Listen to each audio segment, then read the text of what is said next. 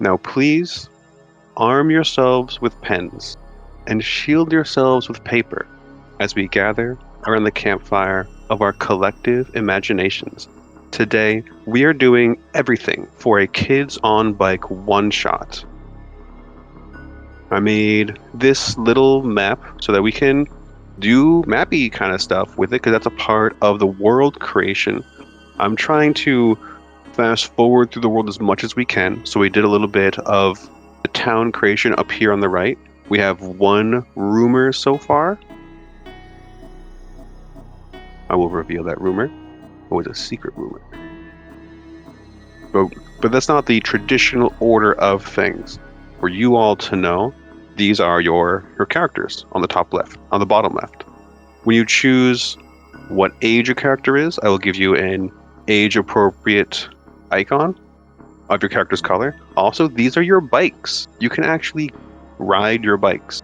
So if you left click on your icon, you walk over to your bike, you will automatically ride your bike. On the bottom left of the screen, there's a little folder and the down arrow. You can click that and it'll have the toggle mount macro already loaded. Just have your icon selected and toggle mount to get off of your bike. Anybody want to try to hop on your bikes and ride around a little bit?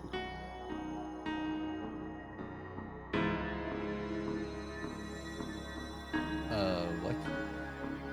Wait, how would you get on it again? Right click?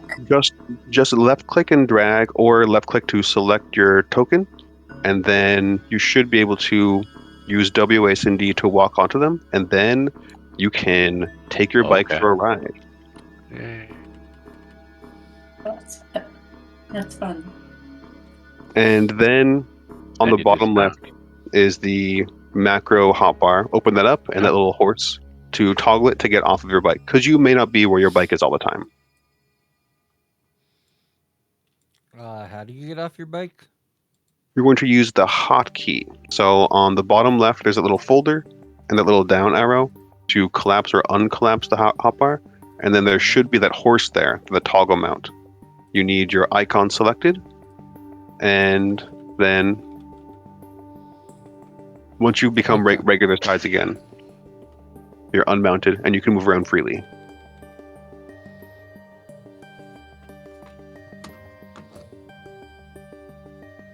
So that's kind of like the majority of the automation we're doing. Also, I have this macro, which I'm putting into the chat. If you click on that, that should give you what should be the initial view.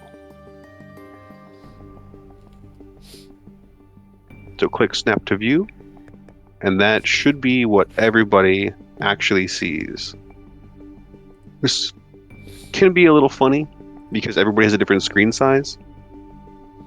But for one part of the world creation, they actually want us to roll the dice onto the map, and where the dice lands decides where that landmark is.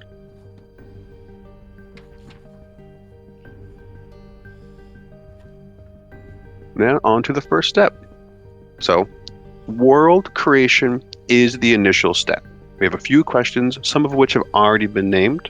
Our adventure takes place in Erie, Indiana, home of the tinfoil industry, famous for the world's longest banana split, infamous for Machon's pharmacy and soda fountain.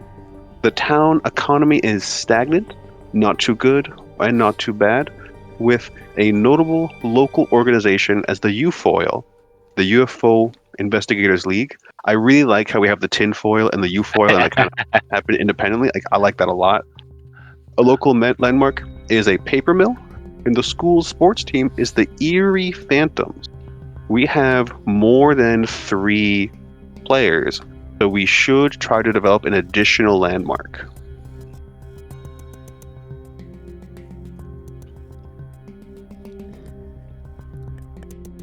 Some kind of monument or something? Monument would be good.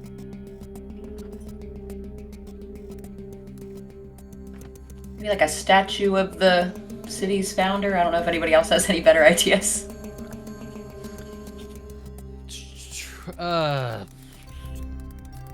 Maybe a UFO? It could be Like a all of UFO, them. like art Like a- sculpture? Yeah, like a statue of a UFO. I like it. I like it. I like it. So it's like a May or may pedestal not in actually like be the a- middle of town with a UFO on top, or at least a carving of a UFO,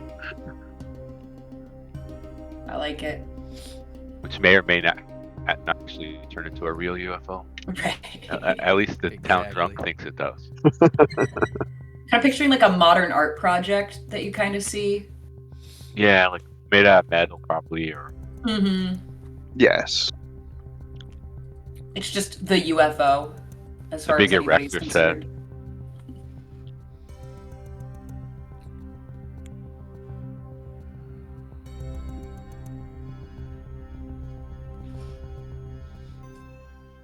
All right. So, and maybe like with a plaque of the founder, maybe like these UFOil ideas go further back. Yeah. Yeah, I'm thinking back to at least the 50s. Yeah, that sounds good. Maybe the late 40s, like around Roswell time, 1947-ish. Works. Have to get an icon for that really fast. Just gonna use, what is it, Easter Island head? For the UFO. Moai. I was using the UFO for the U-foil. Oh, gotcha. But you're gonna use the Easter Island head for the statue. Yes. Gotcha. You'll see those momentarily. All right, so thanks for speeding that part up. I really like what's going on here.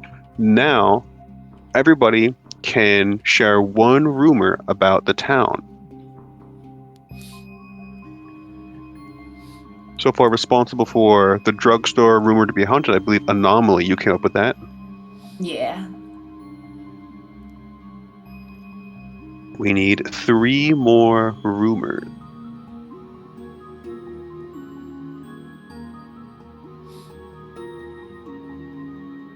Try to pull together details from our initial town creation. Okay. The soda fountain and the pharmacy are the same thing. There could be something why that is why. Could be about the town's economy, the U-foils, the connection to the landmarks. So I'm thinking the paper mill has been out of work for years, and there's something fishy going on at the paper mill. Is that enough of a rumor, or do we need to flesh it out more? Well, that works for me. Okay.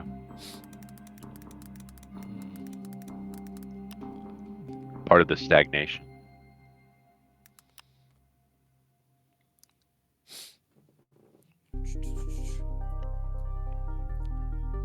No. I What? thought of another cool fact, but it's not a rumor. The plaque of the founder attached to the UFO monument, the guy's eyes seem to follow you wherever you go. That is a fun fact. I like that. Ruby Dragon and SkeletorSally. Oh, Ruby, you got something? I'm thinking. Go ahead, whoever else. Do you prefer Skeletor or Sally, or the whole thing? Sally's. You could just do Sally. There are no bad ideas. Hold on 1 second. I'm trying to mute this other thing. So, another monument, or in addition to what the UFO monument is? We're working on rumors right now. Oh, rumors. Okay, sorry. I got disconnected for a sec.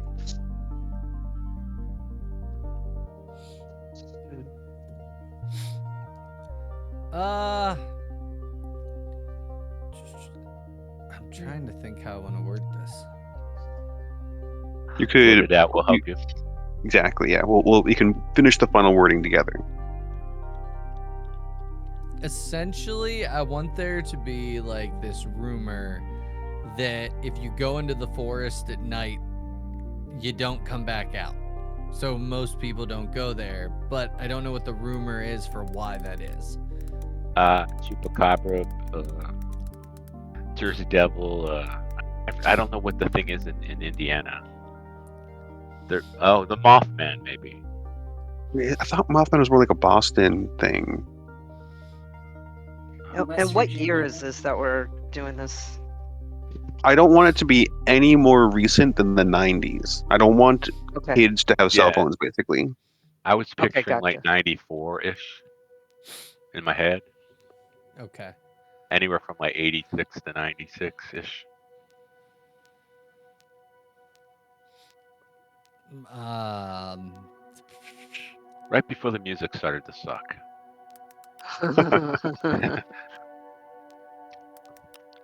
Yeah. The rumor is that if you go in the forest at night, you don't come back. That's it. Oh, Leave it that. simple. Leave it vague. Yeah. Okay. No reasoning. Just nobody goes in the forest at night usually. There's a rumor that a sewage system leading out of the paper mill has whatever toxic dumping it did has transformed some of the animals in the sewer. Ooh, okay. Yeah. Ooh, here's the Indiana cryptids. The Beast of Busco, Puckwudgies, the Crawfordsville Monster, and the White River Monster. I'm really drawn to a puckwudgie. I have no idea what it is, but Puckwudgies are 3-foot-tall, goblin-like creatures said to inhabit the forests. Maybe that's where the kids are going when they go in the woods and don't come back. Might be. Is this the phrasing "nobody goes into the forest at night because they won't come back"? The paper mill water runoff has polluted nearby creatures and turned them into mutants. Sure. Yeah, that's what I think. These are satisfactory phrasings for rumors. Step 2. Select a trope from the playbook. In the chat, you can click right in there for the playbooks.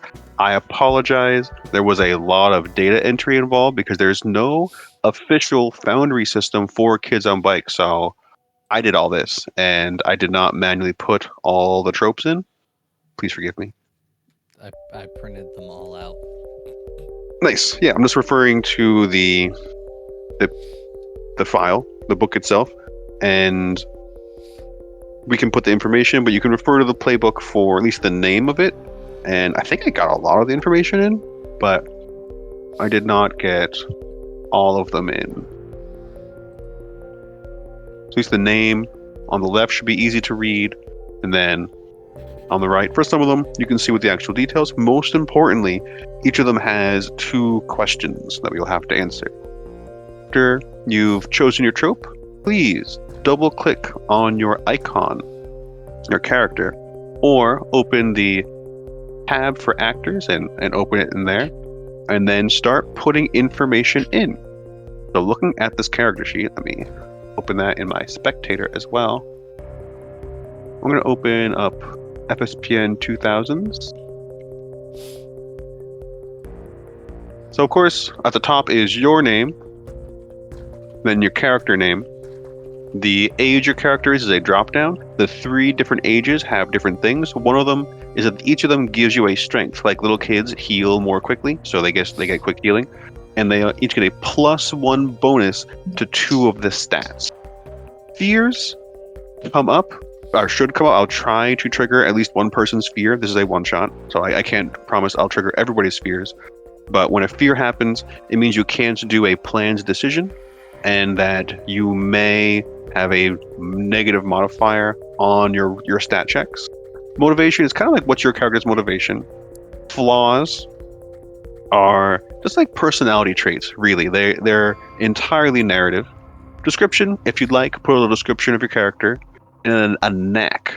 The knack is an ING kind of thing, like a computer hacking or painting, things like that your character can take 10 on, where even if your stat isn't a D10, you can just take 10 on it. For your 6 stats, note that for the character sheet, basically for everything from knack down, you can mouse over it and it will tell you what it does. So you've got tooltips on here as much as possible. And then for your stats, you're going to put the number of the die. Everybody has a 20, a 12, a 10, an 8, a 6, and a 4 die. So you have the full polyhedral dice set. Put in just with the 20, the 12, the 10, and the 6 as is appropriate, and the tropes give suggestions on what they should be. What is that that little red switch underneath the That's for the plus that? one or so. So because you chose a child, you should put that to the right for flight and charm. And that will automatically add the 1 when you Gotcha. roll. Rolling is you click on the word. And also when you mouse over light or flight or brawn or charm or brains or grit, it will give you an idea of what kind of things you use that for. Are we all going to be kids or like children or teens? What age range are we trying to do? There is no requirement. Once we have these age ranges, like because we could have a nuclear family unit in this, 2 parents, 2 kids, for instance, and like maybe like 2 parents, 1 child, 1 teen. Like that's a totally fun way to run a Kids on Bikes. Or it could be like a single mom and then her 3 kids. That's one route we could go. You could each come from different families, but there's no reason everybody needs to be the same age. And I'm not married to being a kid. If we all wanted to do like a group of teens instead of kids, that's fine too.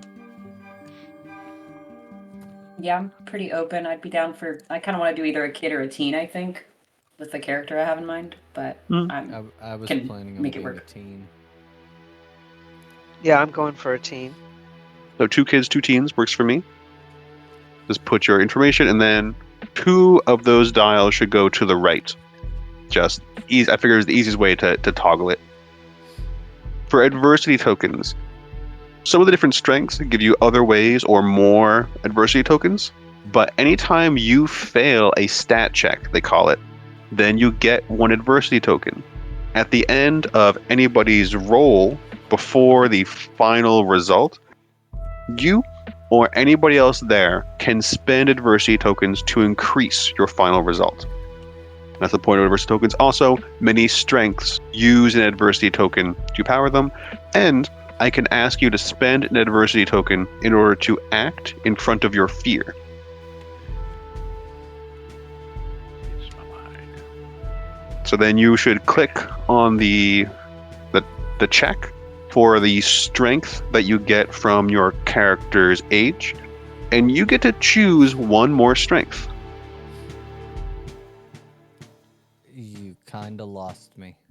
Not gonna lie. No problem at all. Where did I lose you? I'm not sure. Oh, So- the strengths are down below backpack, right? Yes. Okay. Strength. Okay. So repeat the thing about strengths. I'm sorry. You get 1 strength from your character's age, and 1 strength you get to choose freely. Okay.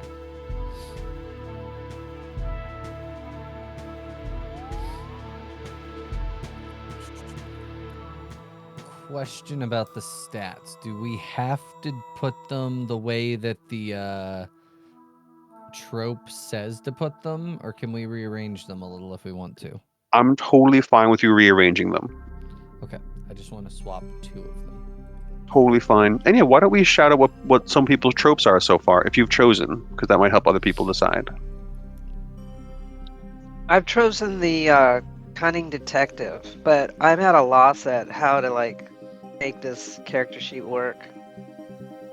All right, so I see so far you've got your name, you've chosen your age, and then, for example, let's see, cunning detective is not one of the original tropes, or it's just not alphabetical, but it sounds like your They're not grit. alphabetical.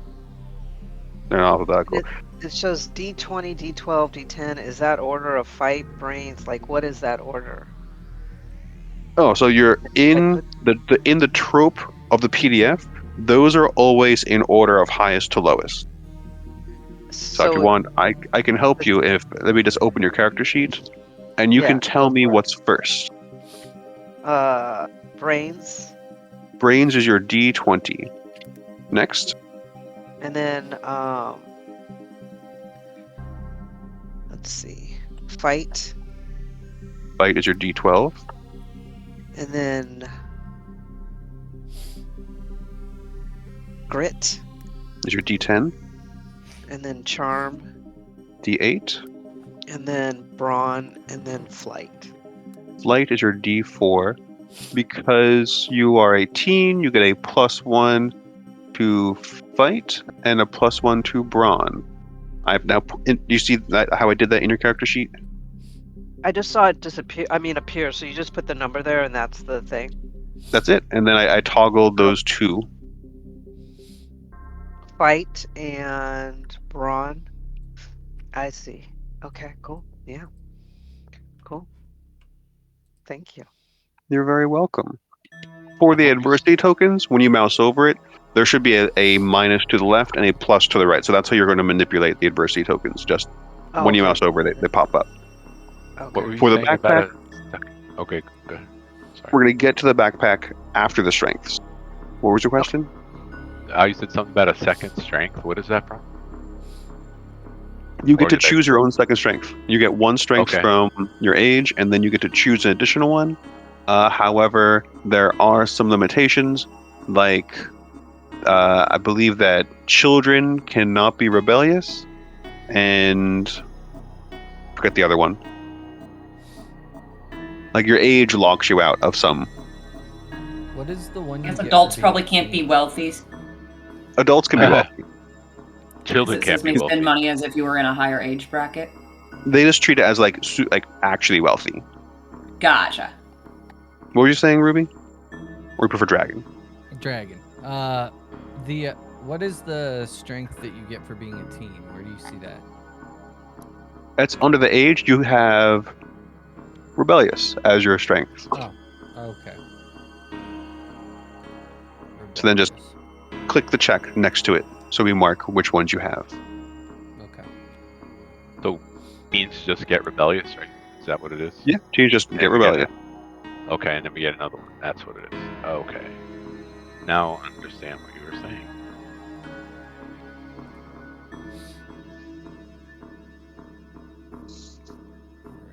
So far, Anomaly is playing as Avery. What trope did you choose? I chose the overeager enthusiast.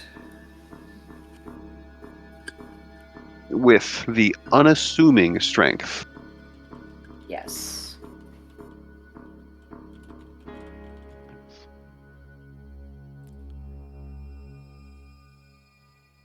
FSPN 2000 is playing Gideon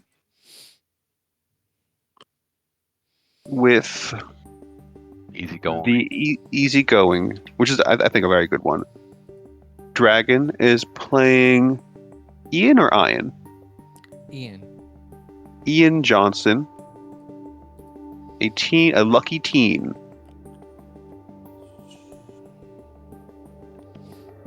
SkeletorSally is playing Fred, also a teen. Because you're still reading your potential strengths.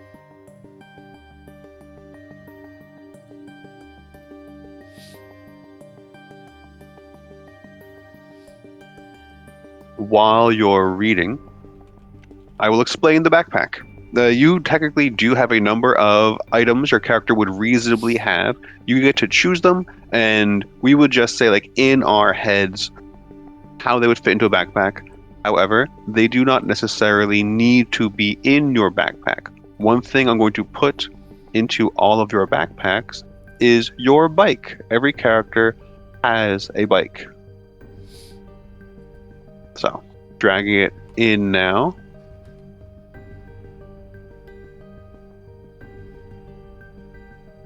If you click on the word bike, every bike has a color and an upgrade. There is a suggested one for some tropes, but otherwise you can go ahead, choose the color and the upgrade of your bike.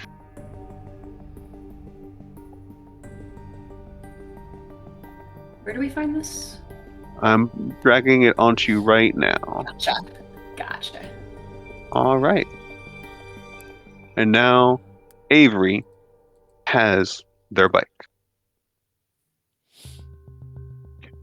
Color was white.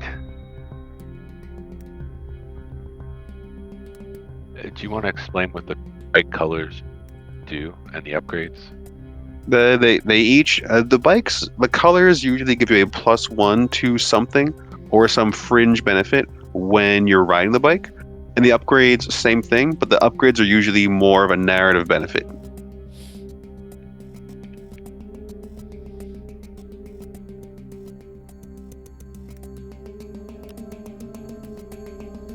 Okay, so white bike in my case gives +1 to brains checks.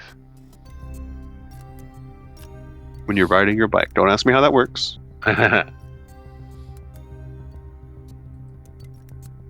I've also updated your tokens so that when you mouse over each other, you will see that character name.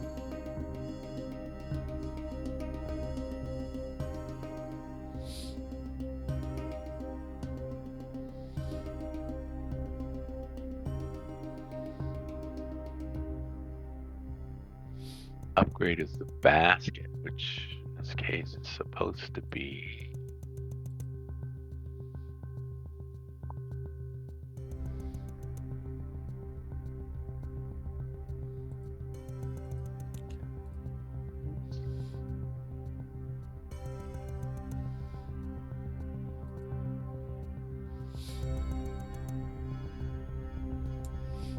the milk crate. Which does what? I don't see it on. You carry a single large item. You must explain in narrative terms why your bike is outfitted to carry this item. Milk crate.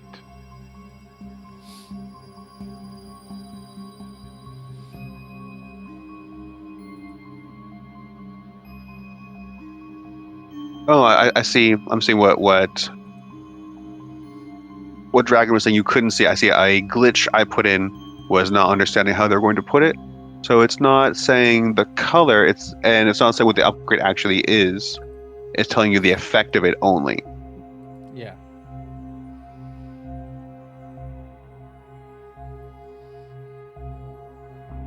Yeah, like instead of the milk crate, it says big hauler. And instead of weight, it says confident. Yeah. Oh, see hidden attributes? Does that do it? Nope.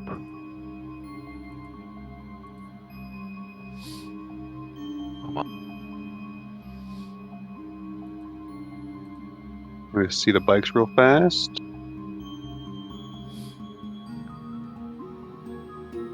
So it's the key, and I want to put the label on there.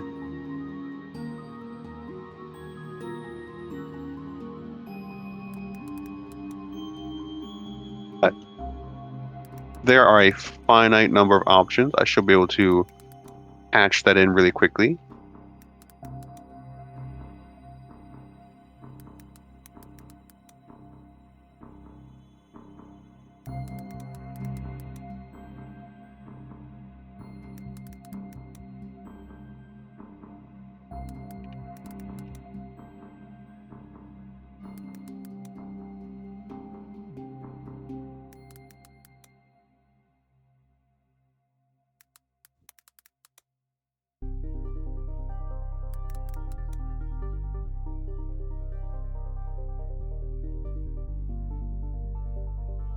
All right, I have fixed the colors.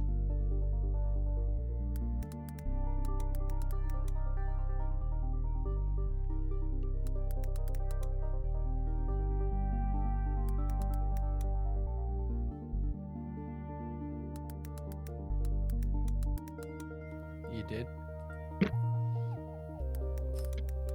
I might have to give you a new bike to do it. Okay. Oh, probably.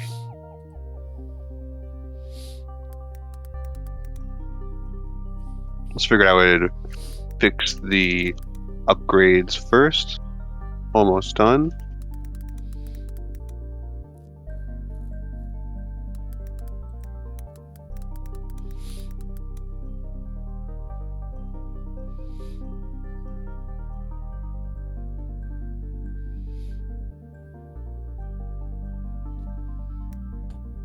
Try now.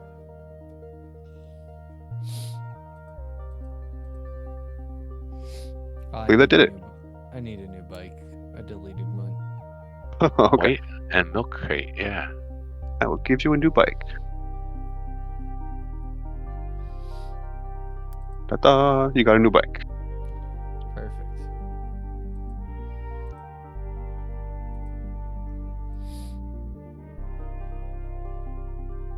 So kids up to 12 and teens are 13 to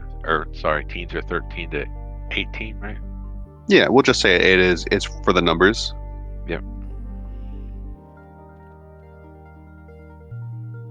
And like the slacker that works down at the 7-Eleven, he's like 18 or 19. He's technically an adult. Yeah. How do you unmount your bike? You need to go to the bottom left of the screen. There's that little gray folder and the down arrow to open the hotkey bar. And then with your token selected, you would just activate the toggle mount macro. Oh, yeah, okay. Thank you. You're welcome.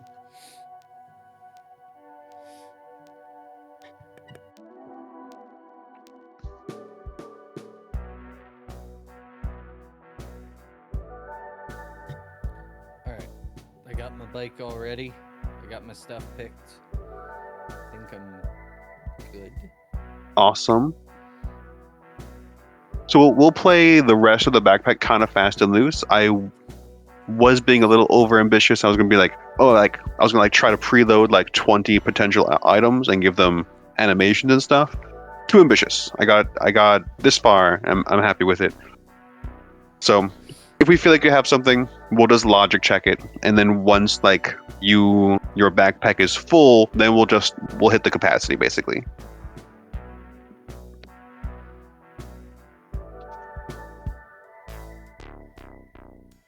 So of character creation, once you've chosen your name and all of your details, then we're going to introduce the characters and answer those questions.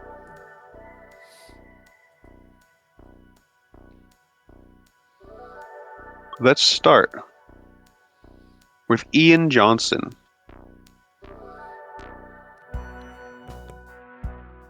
Oh, I had my mic already not muted. Yeah, I will be playing Ian Johnson. He is the unlikely ally. He is a teenager. His fear is lizards. His flaws are that he can be extremely reckless. And yeah, that's all I have for him so far. His two questions are, what makes it so surprising that you're working with this group? I think because he's kind of that loner senior that kind of doesn't really ever talk to anyone, is just one of those people in high school that you're like, oh yeah, he did go to high school with me. And he's willing to help for some odd reason or another. The question number 2, despite your aloof exterior, what do you genuinely care about? And I think he genuinely cares about keeping people safe. Very good. I appreciate you going straight through. Full points for that. After Ian, Fred Jacobs. Starting with your trope.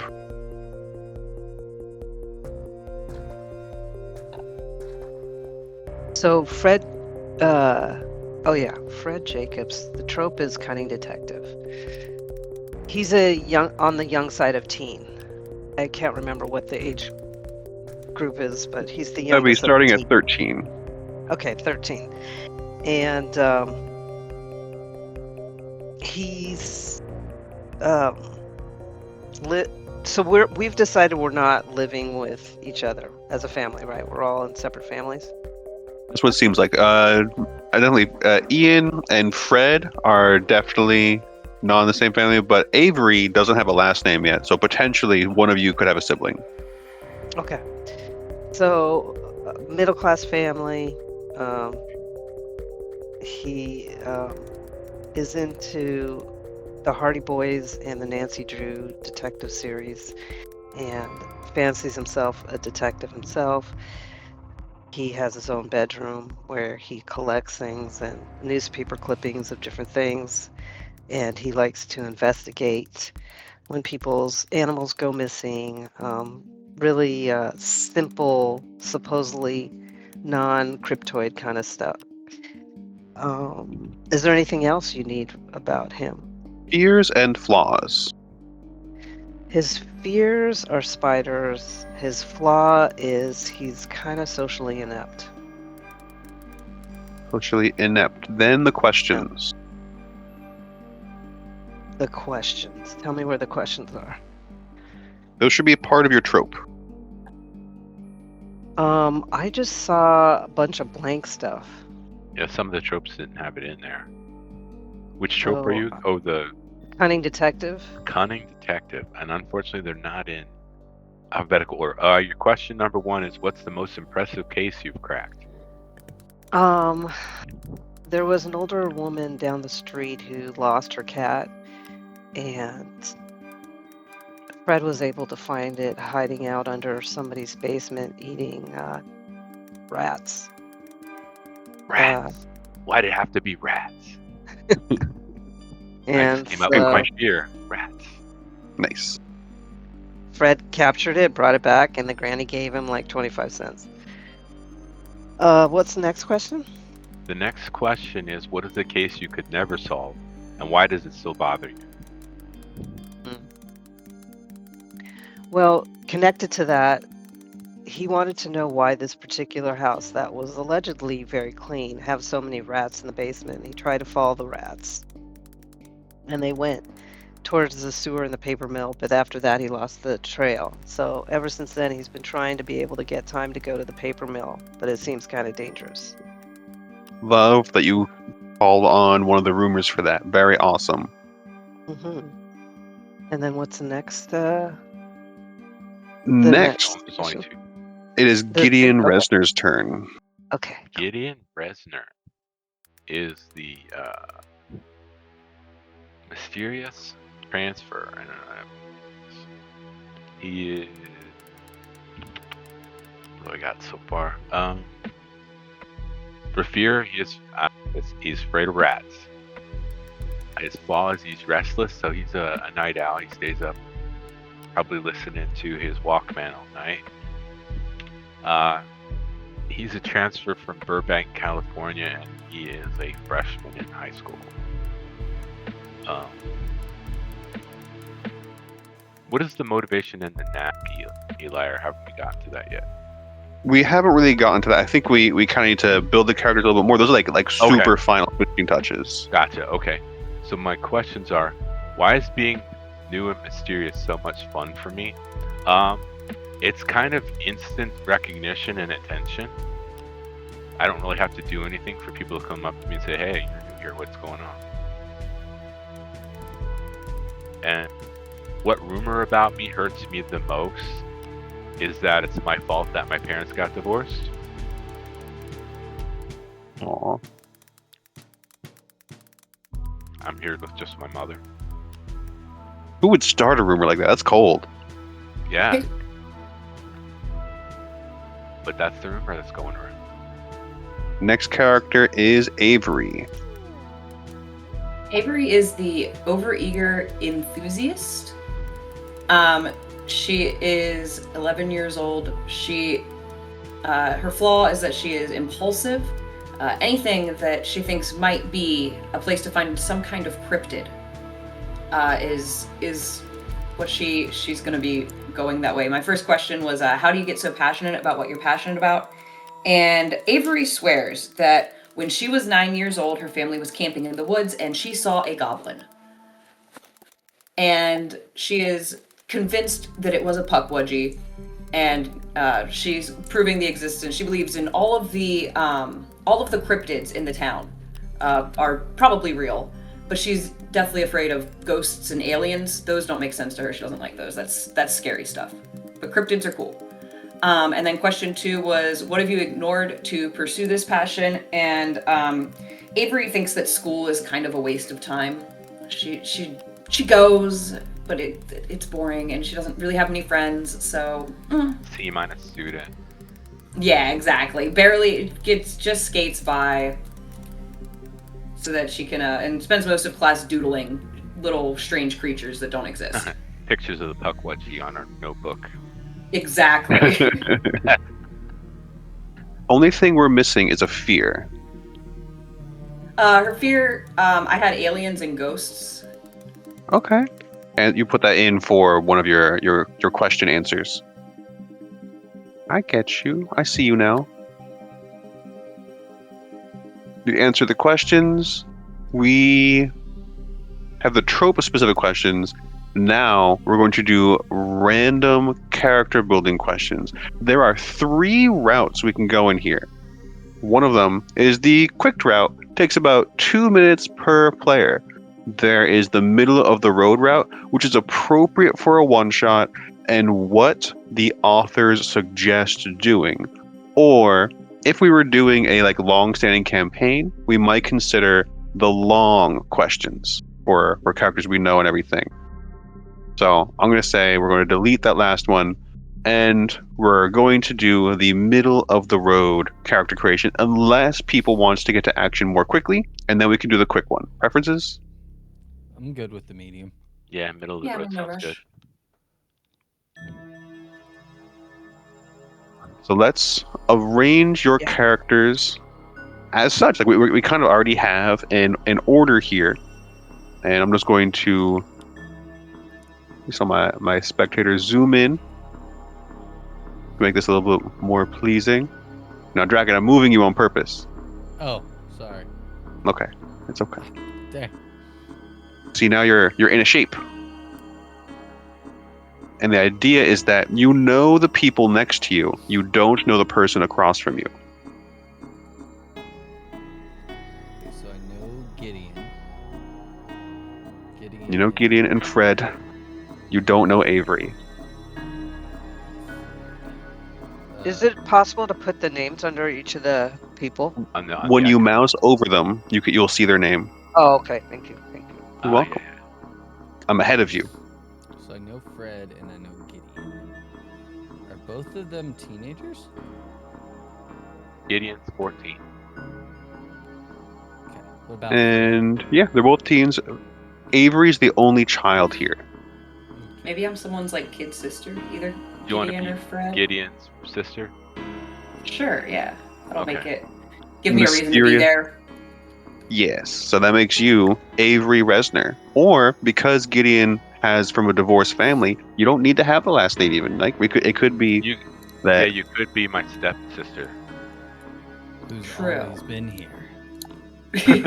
You're from here, but if you want to not be from here, you're my real sister. Also, my last name is misspelled. Did I spell it wrong? It looks like you Yeah, did. I just My copied bad. it from. It's all good. Fred I'll Jack fix Bowes. the. Oh, Fred yeah, maybe. Jockbose. Maybe it was always Fred Jock Bowes. That's kind of a cool name. All right, I fixed the mouse over. You fixed the inside. Okay. There you go. Jockbose. I'll say that Avery is your stepsister and grew up here.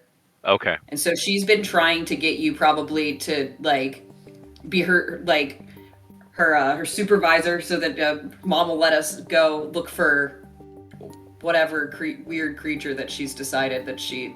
And all I thinks want is to do is here hang today. out in my room and listen to my Walkman. Exactly.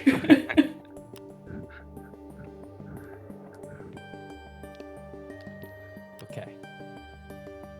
Now I'm going to let each of you decide which one of these is a positive relationship and which of these is a negative relationship for the people you know. For the person you don't know, it's just going to be a person you don't know question. These are randomized questions. So let's do a character you don't know first. And I put this into the chat. Just click on there. Sorry, I did that wrong.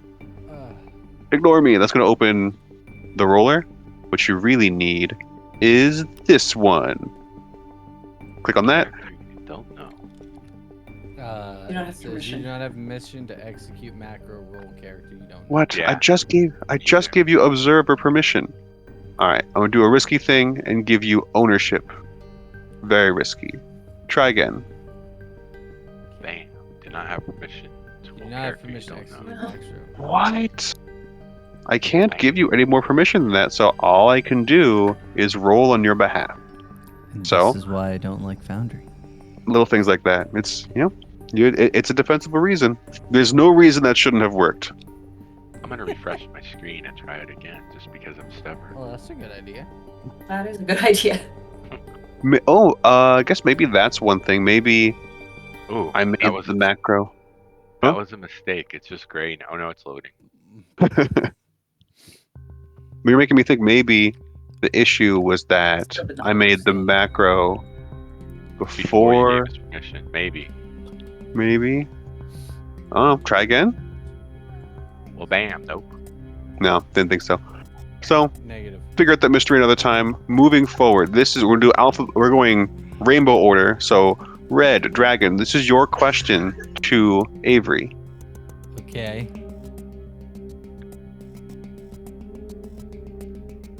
Who answers it, me or Avery? You're asking. You Yeah. ask the question.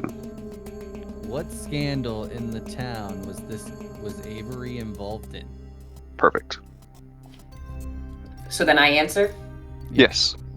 Okay. There was probably some kind of like trespassing thing where she went on to somebody's farm, convinced that one of their horses was a Kelpie in disguise.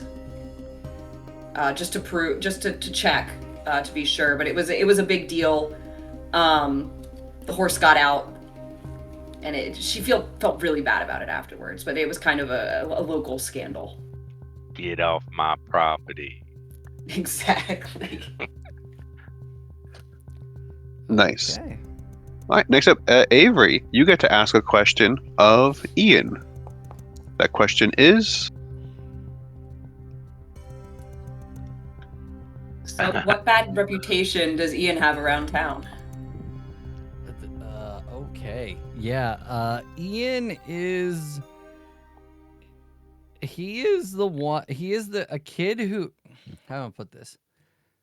His reputation is that he is a troublemaker who's always getting into fights.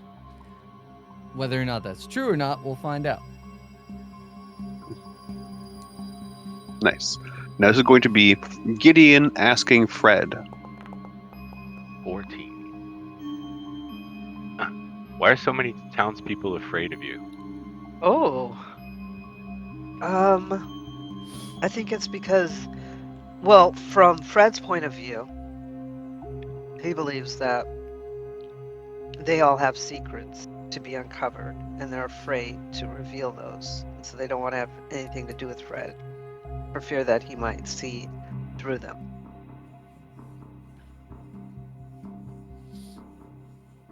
That's legit. Yeah. Now, Fred asking Gideon. 19. Okay, what rumor is whispered about Gideon around the town?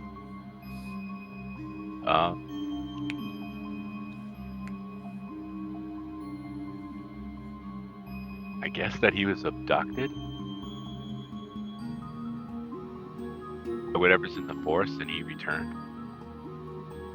Just a Okay. rumor. We don't know if it's true.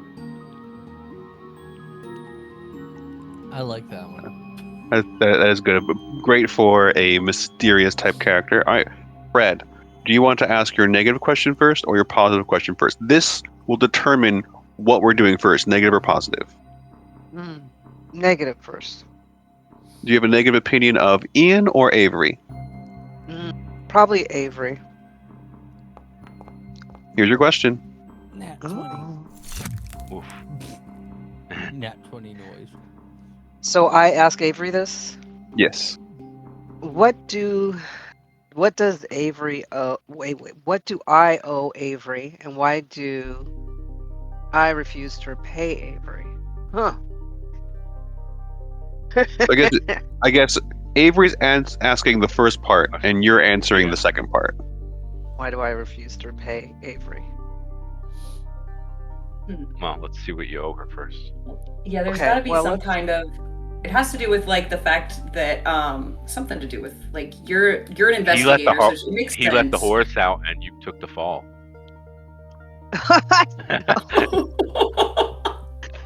We were both. I was accompanying you on an investigation, Yes, that's what I was thinking. and I did you you threw overstep? me under the bus. Okay. I definitely messed up. Like I was the kid who just like I was the reason the horse got out. Okay. But then And like Fred, yeah. you just kind of skipped entirely. Yeah. Is kind of what I'm Avery thinking. took all maybe. the blame. And I think Fred is upset because he really saw it was awesome to have somebody like-minded doing investigation stuff, but then you couldn't hold it together in his mind. Yeah, exactly.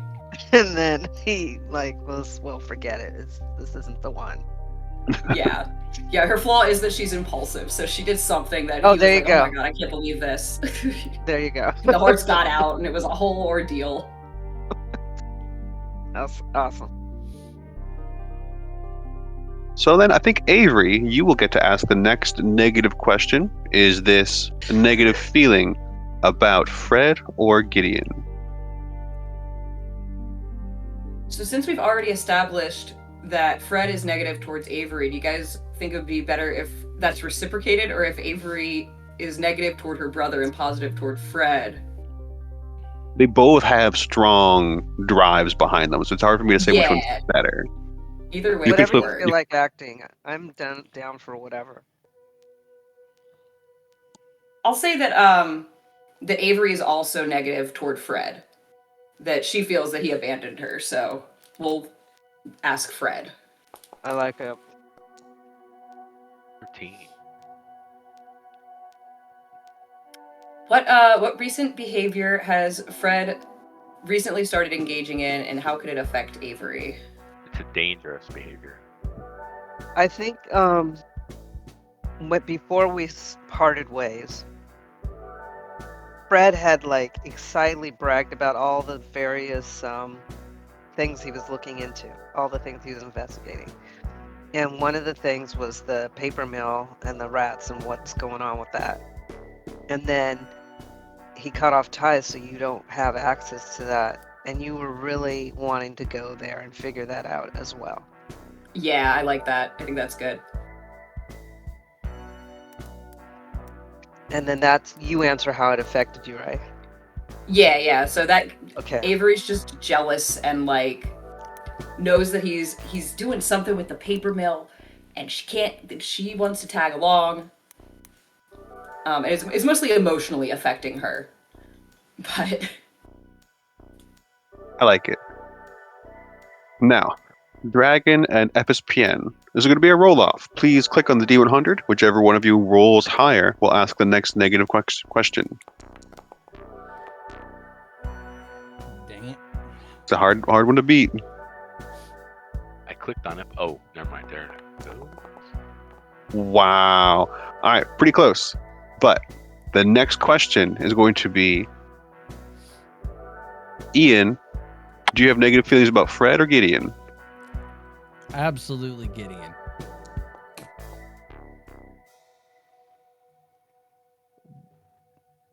There's your question. What is your plan to get revenge on this character, and what misunderstanding led you to make this plan? Is that me, or is that asking Gideon what their plan to get revenge on me is? I think you're asking yourself that about me. What is your plan to get revenge on this character? And I guess I answered the second part. What's the misunderstanding that led you to make this plan? Yeah, that's my interpretation. And that's on Kids on Bike. That's how this is literally the questions from the book. Well, I got the Let's- second part. well, yeah. Let's do the second part, and then I'll figure out what my plan is. The girl you always had a crush on in school is now hanging out with me, and I didn't really do anything to encourage it, but she follows me around all over. And you think that I encouraged it? Interesting. And how old is your character? 18. And she's 17, and I'm only 14. Yeah. That could make sense. This is my plan to get revenge on this character?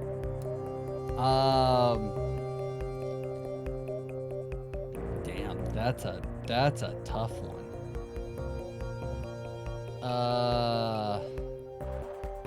Shit. Any help? Any ideas, anybody? Like, I'm at a blank. I'm not a revenge type of person. My first idea would be that you would try to date somebody or like bring somebody around that he's interested in to try and flaunt that.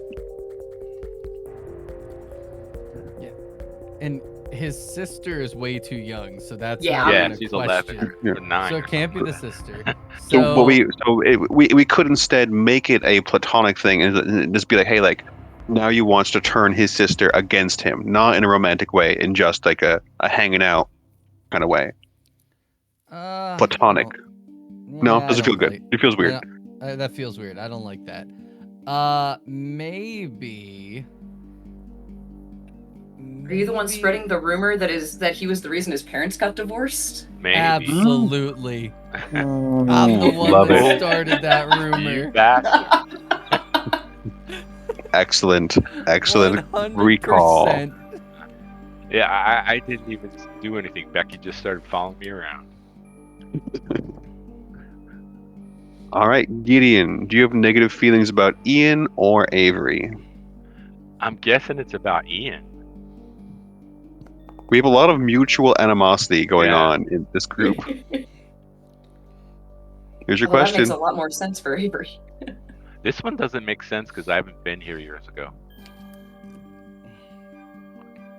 We can roll again because we decided it doesn't make sense. Okay. Yep. 7. What dishonest thing did you see this character do that still bothers me to this day? It writes itself, I think. Yeah.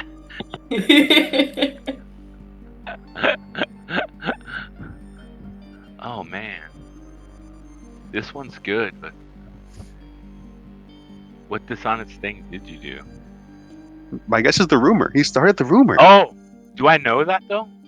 I think this roll is saying now you know. Oh, okay, that's Unless it. Yeah. we want to come up with a new thing. No, I found out that you started that rumor, and I actually secretly feel that it was my fault, and it makes it worse, even though it Oh, wasn't. man. Now, you get to ask a positive question about your sister. Yay. 15. What do you and this character have a mutual love of that no one else in town seems to like? And it's got to be something that just happened because you're not from California and I am. So what did we bond over in the town that nobody else seems to like? Ooh, let's go back and look at the That stuff. was like, Oh, the something. soda fountain. Nobody likes to go in there because it's so creepy. But we always go in there. Yes. Nice. Nice. I like it.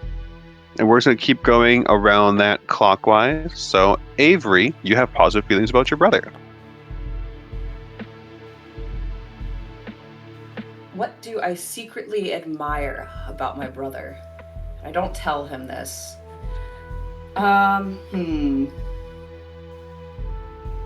Wouldn't be a secret if you did.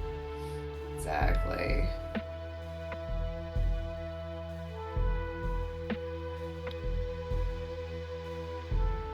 I think he has great taste in music, but I would never admit like to actually listening to the same things he listens to. It's the best thing I can come up with off the top of my head. Yeah, like he's always got his Walkman. Mm-hmm. I think he's really cool. Fred, this is your positive question about Ian. Okay. You often feel the need to stand up. Huh. Why are you... Okay, I often feel the need to stand up for Brett, or Ian. Why am I willing to go so far for them? Remind me of the trope that Ian is?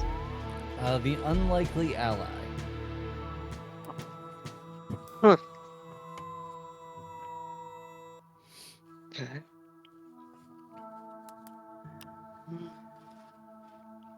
Is there something that Ian would have done that would have put him out, like where he put himself under a bus?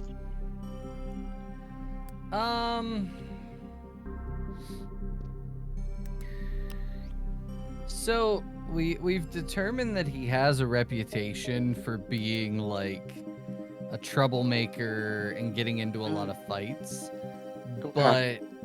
but he's an unlikely hero. So I think that he's like his thing is he likes to keep people safe. Okay, I got it. So Then what about you saw people bullying Fred and you stepped in because it was so uncalled for. Bullying is never called for, but you stepped in. And so now if anybody talks bad about Ian, I always say what a good person Ian is. I like it. And I believe that nobody ever believes you. They're like, what are you talking about? He would never save you. He would never help you. He doesn't like anybody. Yeah. So, But I like I it. saw how you did it. I like that. Now a reciprocal question. Ian to Fred. In what way do you care for them that they can't or won't reciprocate? I don't know that that question's gonna fit because we defended each other. Like, Fair. All right. Mulligan. what about this character makes you so happy? I think they're my only friend.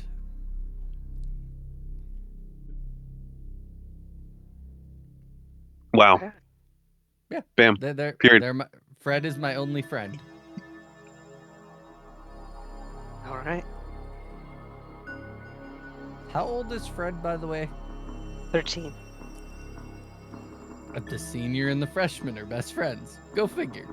Yeah. How old is Ian? 18. Oh, wow. Okay. All right. Now I'm going to ask everybody to snap to view once more. How do you do that again? Snap to view. This in the chat. You don't Oh, have I to scroll see. all the way up. I put it fresh in the chat. Oh, you put Thank it in you. again. Thank you. And this one, I tested this macro. This one should work. It might be a little overambitious, but it should work. Snap to view Th- worked. This is the town creation. Basically, one at a time, we're going to click on this. It's going to roll your dice. I'm going to take a quick screenshot so that we don't lose it. And then that's going to decide where different things are on the map. Are we just Because you asked the last question, going to be for you, Ian. Please let me know if the town creation macro works. It sure Look did. at that. Hey. Ooh, got 20 and a 10. And I made a special effect whenever you guys roll high. This is nice. I just like things like that. All right. Office Park, apparently. You have a few things going on there, Goodness. right? Cluster Am I being... or a strip mall. There's 2 office parks. Yeah. Ooh. My print screen did not work. So we lost kind of where the locations are, but you know, we can spitball it. So starting in there, Most we can of go them were like most of them are off the map. off the map for you. You probably have a big screen, and so like it's kind of out for you, right? Yeah. I saw them mostly to the right. So let's see. Office Park is 20. We're putting it here-ish. Okay. Strip Mall here-ish. Another office park. These are like the most common thing.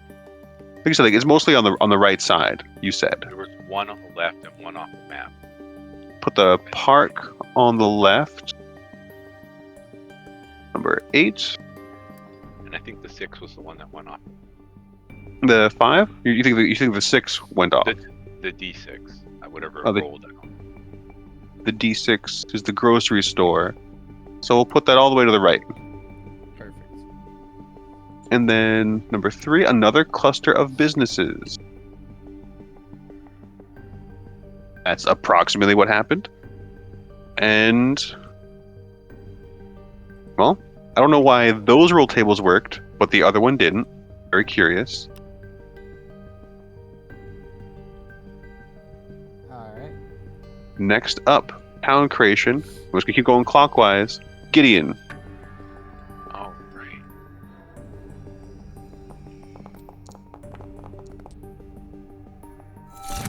So let's say from here on out, if they're off the map, they don't exist. Because there's going to be so many options. So the 9 and the 2 were the only ones that were on the map, at least from my view. Easy. Yeah, the 9 was. I don't know why my screenshot is not working. Very I got a upsetting. screenshot of it. I will paste it in the chat. Awesome, thank you. Yeah. Yeah, there I'm it is. marking where the 9 was with my cursor. I don't know if you guys can see it. I think you can see cursors on here. The 9 was like on that big, like crease in the paper, and the 2 was pretty far. Well, really, only 2 of them are completely off the map. That's what I Those saw. are completely different Yeah. spaces than where they were for me. Never mind. They're totally different? Yeah. I thought that the snap to view would fix that kind of thing, but it happens. You put this into the gaming chat? In the gaming channel chat. All right, so Oh wait, did I not? I think. no, Yeah. I found it. You post it. I was looking in the Kids on Bike chat. That's what happened there. Okay. So I see where 9 is. I see where the 2 is. I'm just gonna put the 9 and the 2 in there. I feel like the other ones are fully off screen, fully off the map. 2. This is a very right side heavy map so far.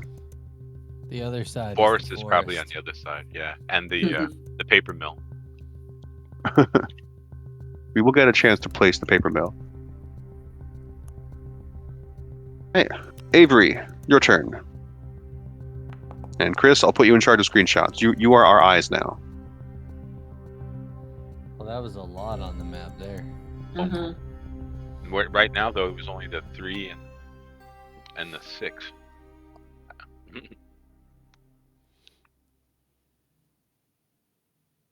Did you get a screenshot of that one? I did, but it was before they stopped rolling. Should be The close enough. the D20 and the D8 were the only ones that were on the map. Let's post it. The D8 was. Put it in this chat, see if it works. It doesn't let me paste the picture, so I put it in the other chat. But I got it before they stopped rolling. The D8 up there Gotcha. and D20 were the only 2 that were on the map. So the D8 and the D20. I guess I'll put where they are. Mhm. And then I can see the D20 is 18. The D8 is a 6.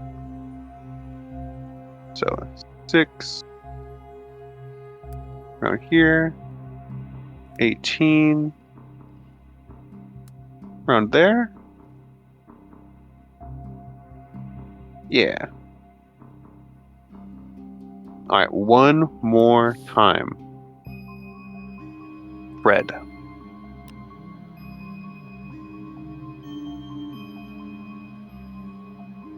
Here we go.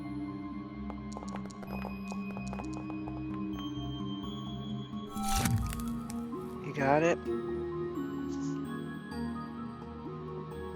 So somebody is screenshotting it, right? And then we're placing it Yes. based on the screenshot. Exactly. Okay. I only see the giant D20. That's the only one that was in the screen.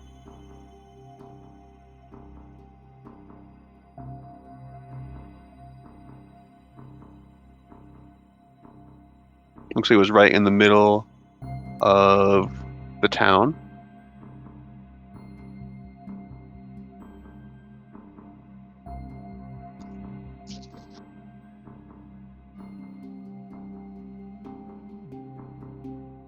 So I have saved your relationship map.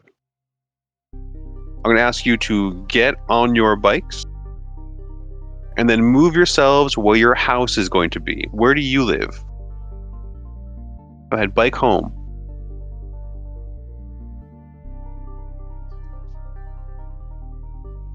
Bike home, he says.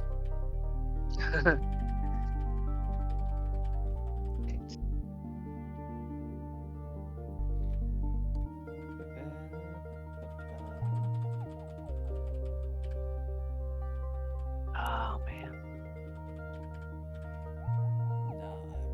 Just Do let we me know know where when. the soda fountain is? We haven't decided yet. We're choosing Okay. homes first, and then we're going to go through the rumors, the monuments and stuff like that. Just say when, and I'll put your home there. When? Can you just move me to the pizza place? I'm having technical difficulties moving my character. Sure. You live right next to the pizza place.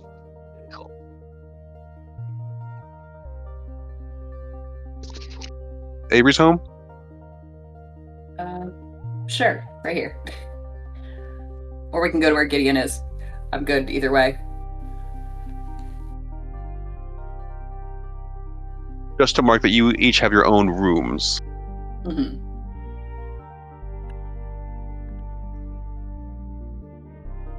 Right. So the first thing is, where is the tinfoil factory?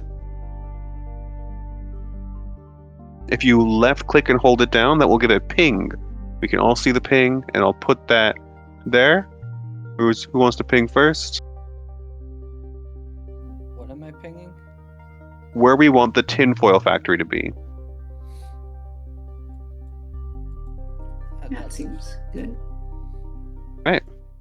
Next up is the pharmacy and soda shop. Oh, not there. That was just me pinging by accident. Close. Where is the UFO Investigators League?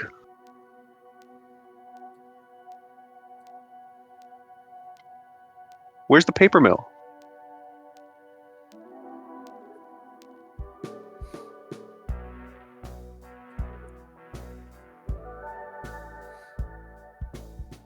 Where is the monument of the UFOs and the founder?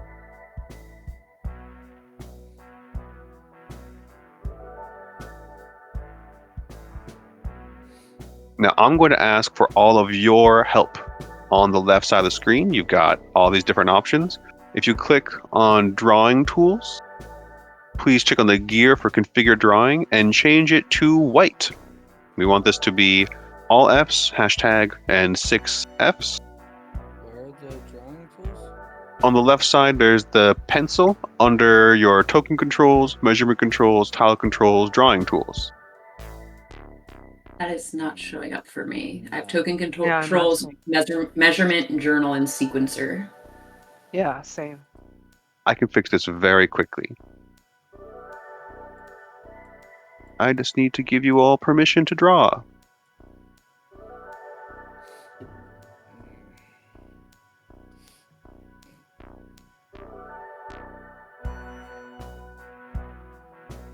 Save and return. That might have reloaded. Did that force a reload? No. Yes. I see it. Now you see it? Oh, I see it. I see it now. All right, click on the pencil and then the gears, change it to white. And then we're going to create some roads. We're going to create the paths between these things. I personally feel like the polygon is better because it makes it much easier to draw a straight line. Gesundheit. And everybody, please just connect your home to the closest thing that you would go to frequently, because of course there's a path between you two. Just click and drag, and then double left click to finish making the line. Oh, that did not turn white like I thought it would. I forgot to hit the save button. That's all good. Ah. It's okay. If you didn't white it, I can white them. I thought I whited it. You have to hit save default. Oh, okay, thank you. I just closed it the first time also. Just figured we would each test the first one, and then we would go crazy with it. We'd finish connecting all of these locations.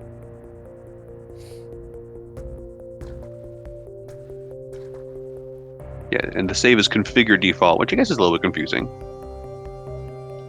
It doesn't let me draw it, Eli. I click on it, it doesn't do anything, and then when I move the mouse away, it pops up for a second and says draw ellipse. So under drawing tools, directly to the right of that is draw polygon. Oh, I see that now. Okay. Draw polygon. And then click and you want to draw polygon, and then click and drag, and then double click to save it. If you single click, then you'll make more lines. How Let's many go ahead. just one to the place we hang out at? That's it. Just I wanted everybody to test it out first, and then make as many possible. But now start trying to connect to these roads. Start connecting other places to other roads. What do you change the color at again? Under drawing tools, there's the gears near the bottom Oh, I for see it configure now. drawing. Configure drawing.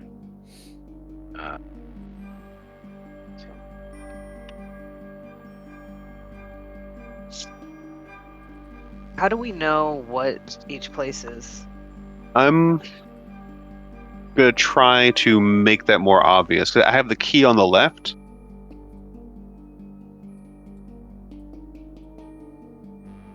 Draw polygon. There we go. I see a lot of briefcases, but I don't know. Those are stores.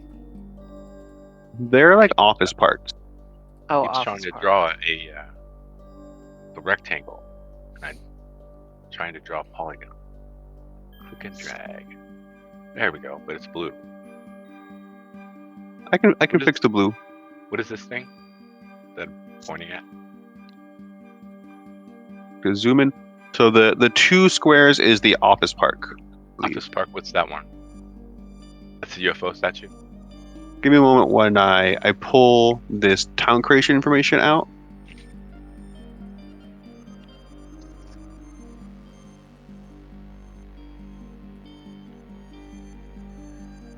So it'd be easier if instead of answering every time that we could just look to the left and match the symbol to the name.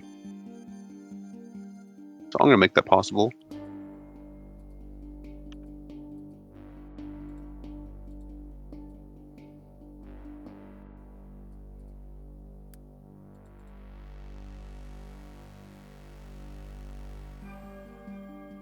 Why did it not turn white? It's blue again.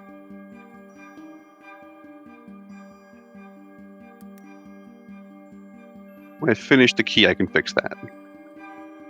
Well, and it disappeared.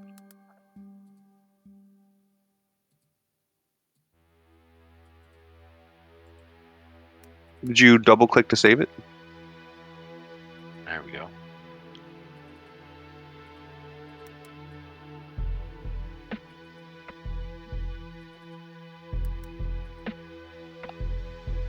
What you could do for now is you could go to the roll tables and look at the dice-based town creation. That's where the numbers are.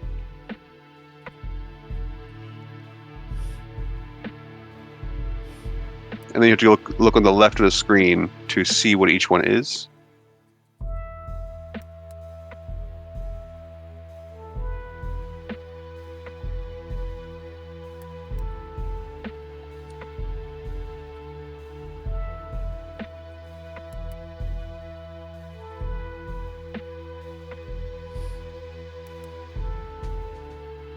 I mean, there's only 20 options.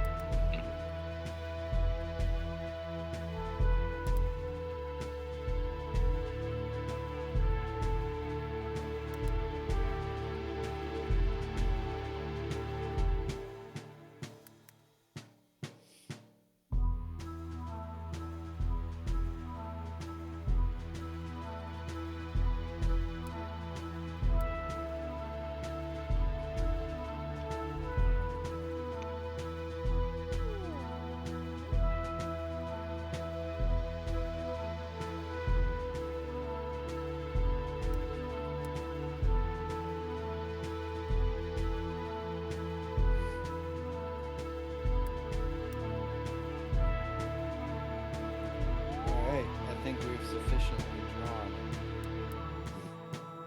Thanks for your assistance, everybody.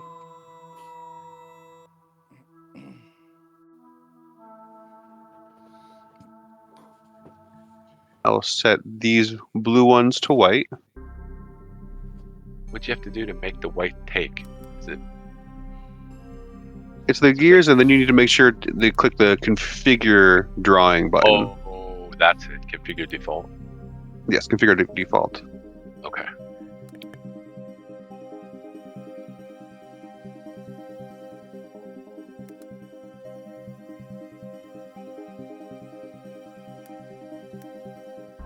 And then I'm just going to try and very quickly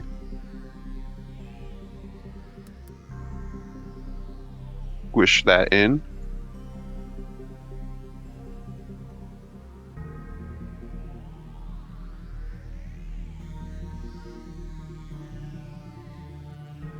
Way too big.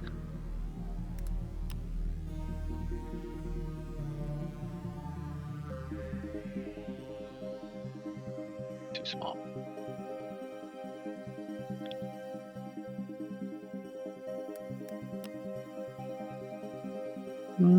Still too big. Should be about right. So 17 is the monument, which is way down here. Which, on our thing, it's not. It looks like a forest. Well, it's not perfectly Yep. lined up just yet. 18 is the monument. Yeah.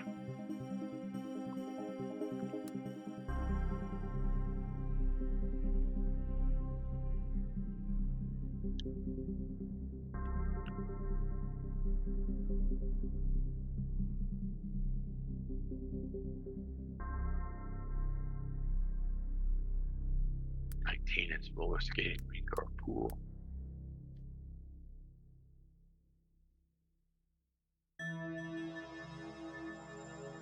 And then if I just do this 3 items at a time, then I don't have to do it 6 times.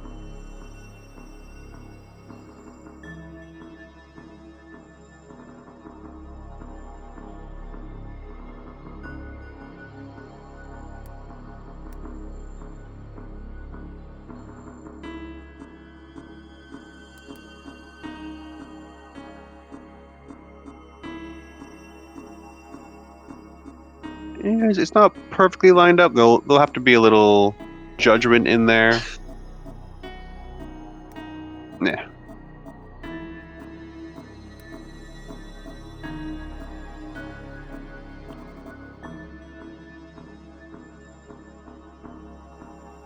I think I'm just gonna have to make a journal. This is gonna be the fastest way.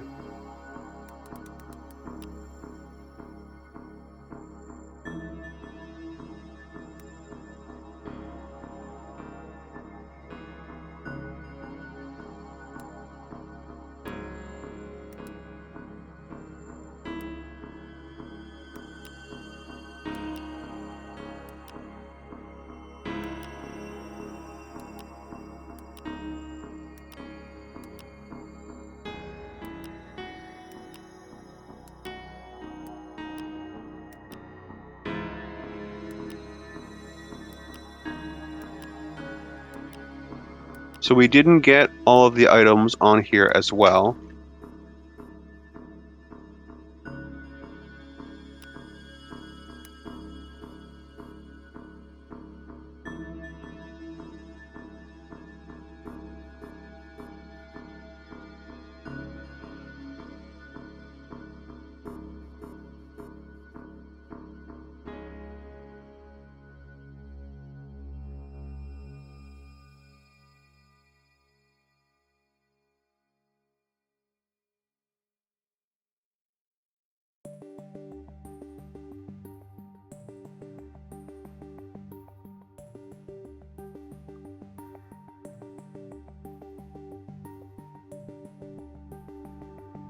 Okay. For the sake of speed, this is going to have to be the map key. So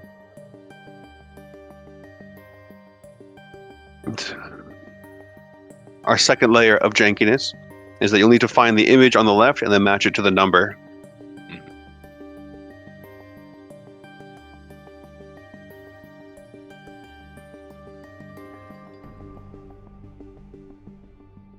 If we want, we can put the names above things eventually.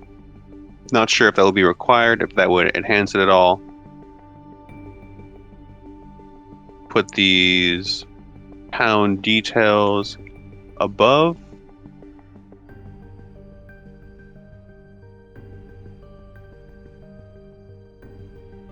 So next, let's talk about how this game actually runs. There in the chat. I'm just going to read this aloud. Whenever a character attempts something that runs the risk of failure, they will need to make a stat check. There are multiple ways to solve most problems, and whatever method you choose will determine which stat is rolled. The game master will consider the task at hand and your method to determine the difficulty, with a typical difficulty being 10 for stuff you'd actually try, 6 being easy stuff where like failure could still be interesting. If the difficulty is less than 6, I probably shouldn't be asking you to roll. If you roll the maximum value of the die, you get a lucky break, which means you re-roll the die and add it to the previous roll. The dice can explode in that manner. After you finish rolling, you and any players whose characters are with you may spend adversity tokens to increase your result. Character fears and strengths can also adjust the result. If your final result does not meet the difficulty, so this is a meets it to beats it game, you fail and gain an adversity token. If you meet the difficulty, you succeed, and for many tasks, exceeding the difficulty will result in a greater outcome. Stat checks can either be planned actions or snap decisions. Planned actions are when you can always just, it's like taking half your die is the option. Just say, I'm going to take a planned action on this. You'll take half of whatever your die result is. Otherwise, if it's a snap decision, you cannot make a planned action on it, and you always need to roll. If your character has a knack, which now we built these characters pretty well, we can decide on what your character's knack is. Even in a snap decision, you can always take 10, and that is not like the D&D term takedown. That's literally you say you get a 10 on this. So having a knack in something that you have a weak stat in could come up. Knacks are ing verbs. So it would be the previous example was computer hacking. It would be pitching baseball, stuff like that. Like it would be a noun, an adverb, an adjective combined with a verb. The preterite form of a verb, junction, gerund.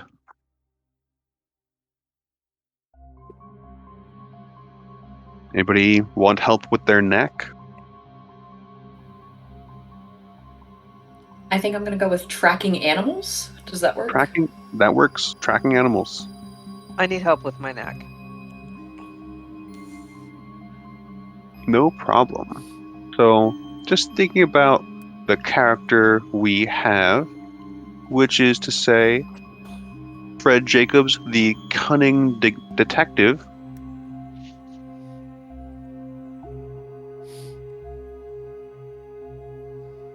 Sally is purple. Just trying to look at your character sheet. Give myself more information.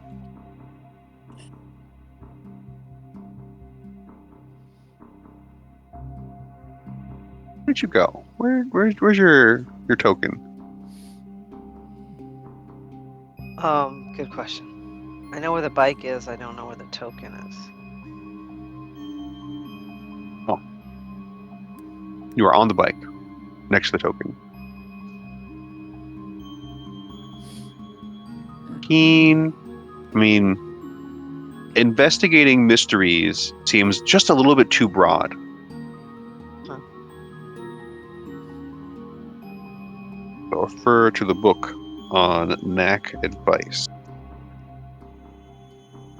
Maybe there'd be a good list of examples, but I didn't see one. They've got like a very small list. Let's see.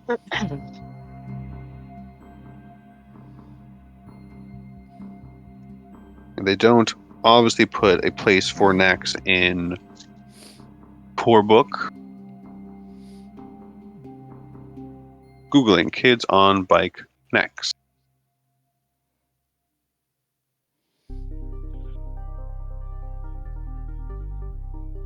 Could be sneaking, Okay. fast talking,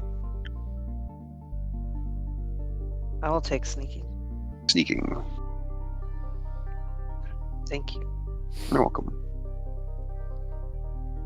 For Avery and Ian,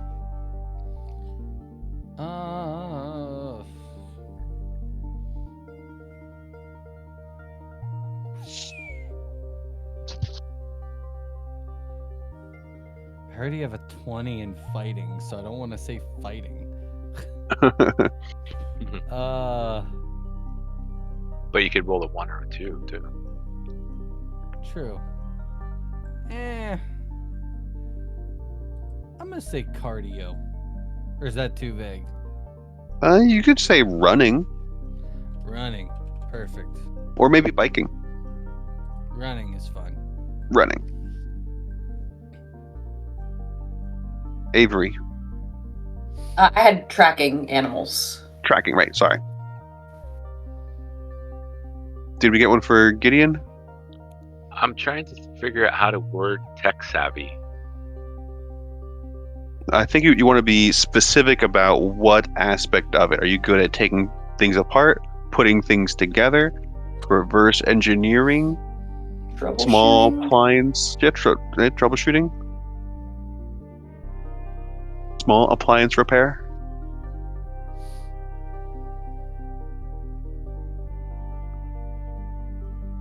I will go with programming. How's that? That's a computer programming? Mhm. Full knack is computer programming. That's totally fine.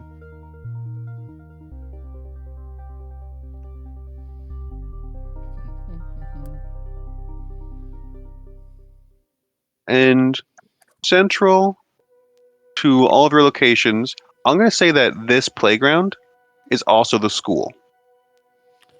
Fair. Because close to you all.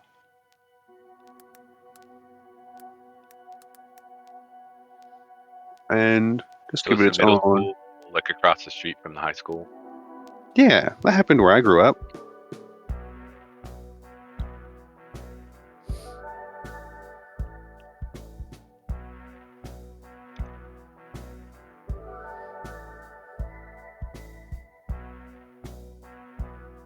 And there we have it. Like that was the world building. We accomplished that in about an hour and a half. Would we like to take a quick break before we try to play through this movie? Yeah, I'm gonna run and grab a drink real quick and then I'll be back. Yes. Okay. Don't even need 5 minutes, just a good one. No problem. This is my break time module. When you're back, just say you're back. I will also be right back. And so, we return to the town of Erie, Indiana. It's the summer of 1994. You are all on your bikes together. Despite disparaging opinions, you have mutual friendships and antagonisms between one another. But with a small town, there are only so many places to go. At the moment, Fred has a mystery investigating. Somebody's ferret has gone missing. At the same time, Avery believes that there's a pugwampus somewhere in the woods. You swear it's there. It is still the daytime. So, everybody, I'm glad you can join me on my mission. Actually, I probably have a higher voice. Let's say you're all starting at the monument. So, Mrs. McGillicuddy said that her ferret has been missing. I was going to go to her house to question her about this. I would love I would like for you guys to come with me, and in case I mess up talking to her, you guys might have other questions for her that I didn't see, and we can get there faster. And I know some of you guys are faster bike riders than I am. What do you say? I'll do it for the ferret, but not because we're friends. I get it. I got to keep an eye on my sister, so I guess I'm in. All right. And Ian? Yeah. I'm coming. All right, cool. So Fred, it seems like you're on the case. You have an idea that this ferret went missing last night. You haven't actually gone to McGillicuddy's yet. You were just told that it was missing. The cage had a hole in it. Where's your first direction to go?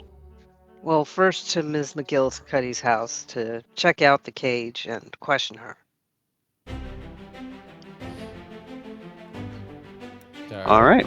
Let's say that she's nearby in this White House. All right. So as we arrive and... Oh, yeah, go ahead. When you come upon Mrs. McGillicuddy's home, the day is still young. The sun still high in the east. Her home is painted white, no fence. The door itself is a simple wood, and you can smell the aspens in the air as you approach. All right, guys, this is it. Fred rides up and gets off his bike while still coasting, and then puts up the kickstand and proceeds to the door. He knocks rapidly. Who is with Fred? Avery's up there Fred. standing, just like a foot or two back. And just for go ahead. No, Ian's gonna stay by the bikes because he is like an 18-year-old With kids. people who are really younger than him, so he doesn't want to look too involved. He's a little too cool for this. Got it. That's totally fair. And just for those, for everybody else, Fred has got short black hair, and it's almost like Dennis the Menace. It's perfectly coiffed except for like a cowlick in the back or something. Striped short sleeve t-shirt, jeans that kind of flood, and some white Converse. And he's got a backpack. I love He carries the backpack. Oh, the what's that? ongoing character building is wonderful. And he's always got a backpack on him. Probably a JanSport or something. All right, so knocking on the door. Mrs. McGillicuddy is an older married woman. Her kids have since left the home, and she loves this ferret so much. She is dressed in business casual, for she still works in one of the nearby office parks. She, at the moment, is frazzled and perplexed, and she says, "Oh, Fred, thank you so much for taking my case. I promise I will give you a whole $1 if you can find sneakers for me."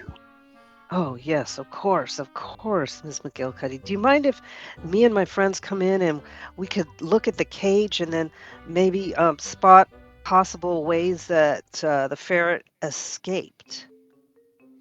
Absolutely. Right. Can I get you children any lemonade or anything? Oh, I would think love that would be lemonade. great.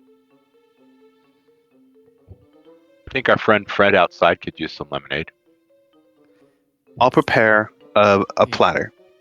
She shows you to the room and then excuses herself to mix and squeeze fresh lemons. The ferret's room is a repurposed children's bedroom. You can see her kids' statues from sports and academic accolades along the wall, but they're just on one wall. The other 3 walls are dedicated to sneakers. a expansive 3-part cage with swings and bedding and toys throughout. How would you begin your investigation? Well, Can I make a personally, brains roll okay. to make a conjecture about what happened here? That's one offer roll, Fred. Fred is like, don't touch anything. Whatever you do, don't touch anything, because your prince might get on something. I'm not touching It's just- anything. I think her son got rid of the ferret somehow. What? What? How do you know Look at this place. This was his room, and now Yep. it's 3/4 for the ferret. The kid's True, but jealous. hasn't the kid moved on? Is he married with I his own don't know. kids? I don't know her. How old is he? Do you know? I don't know.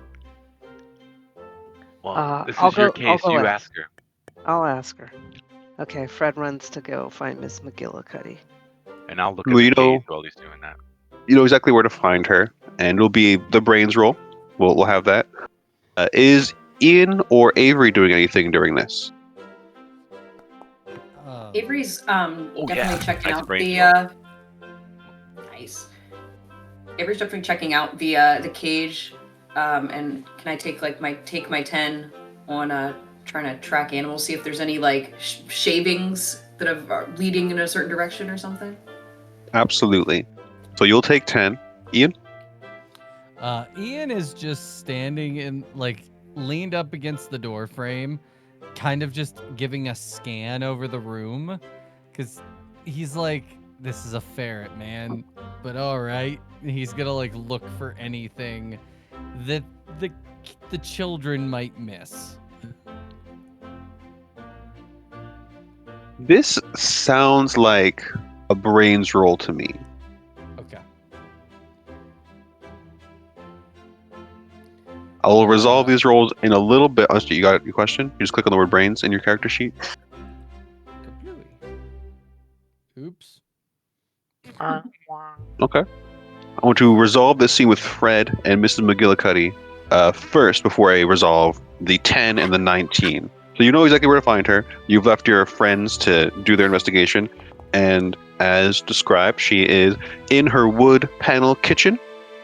There is no dishwasher, but she is hand squeezing lemons and mixing sugar into a glass pitcher at the moment. Ms. McGillicuddy, I have some questions for you.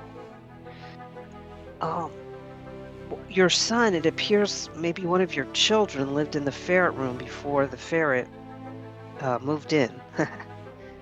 How old is that kid? This sounds like a charm roll to me. Okay.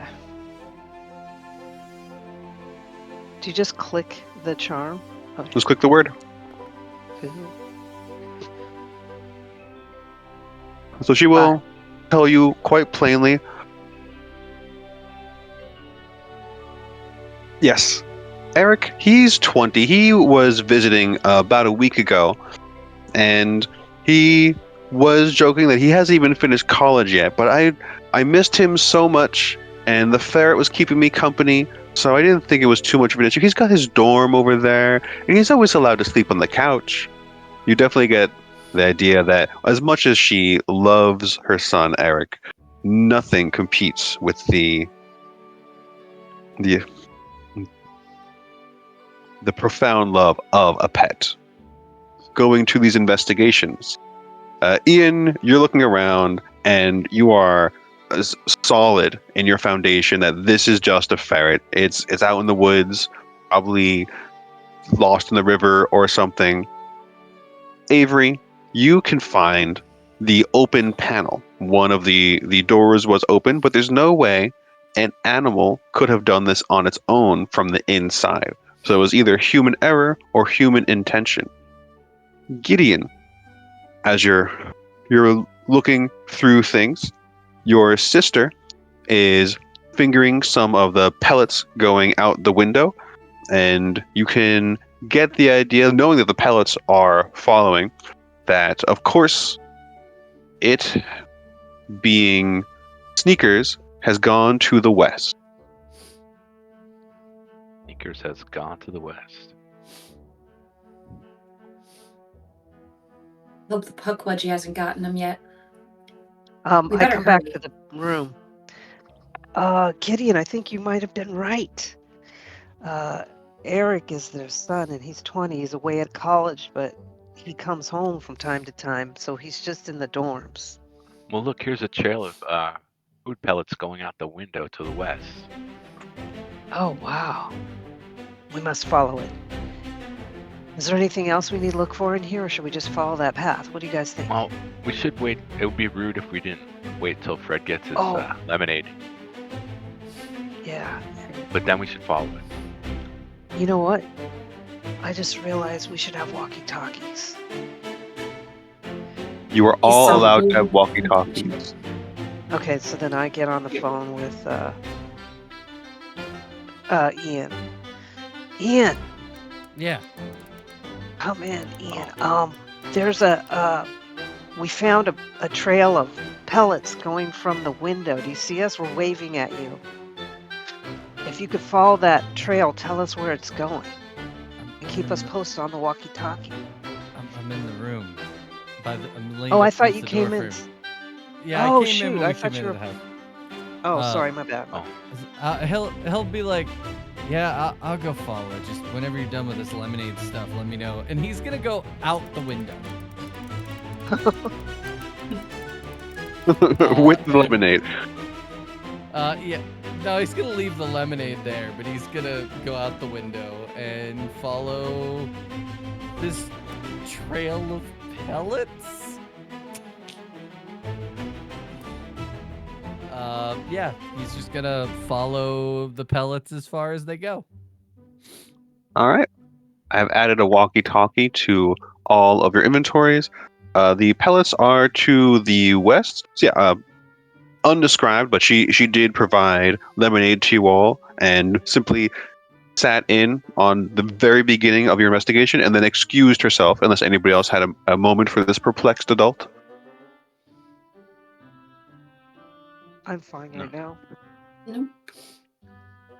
Is Ian in a particular rush or anything? No. No. He's like following them. He's just gonna follow and see how far they go. And then if they go a particular amount, he's gonna go back and get his bike. But for now, he's just slowly following the pellets. I forgot to say earlier, for failing the earlier brain check, Ian should have gotten an adversity token. Ah, perfect. And then this style of tracking sounds like a grit check to me. Okay. Hold on a second.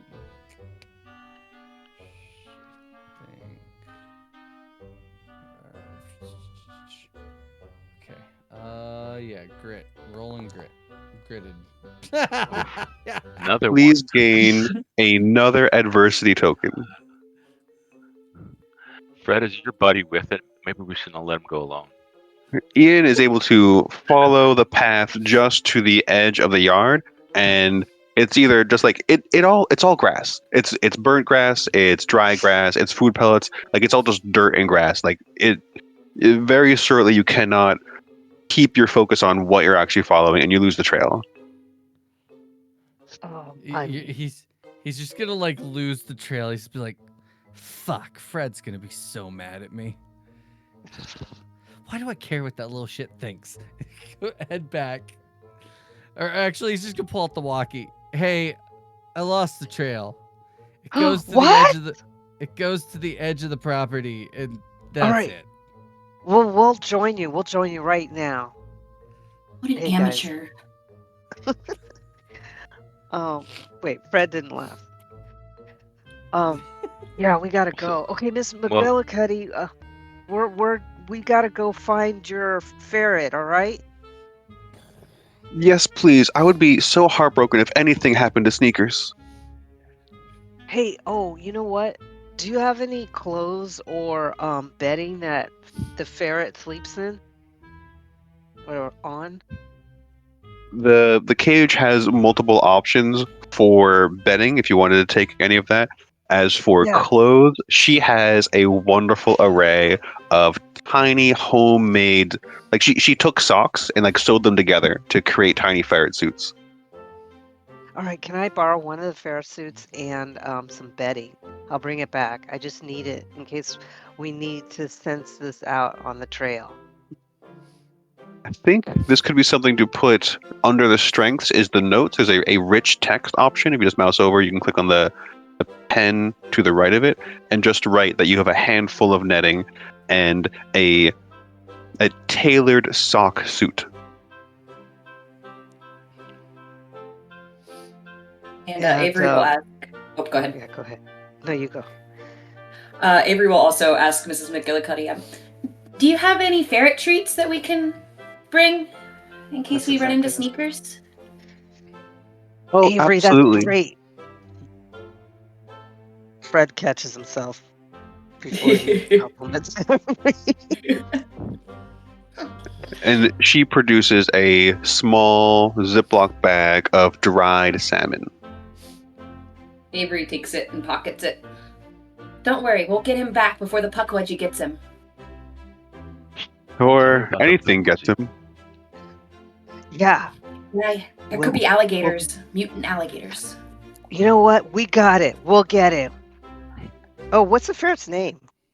Sneakers. Sneakers. We'll get Sneakers. Don't you worry, Ms. McGillicuddy.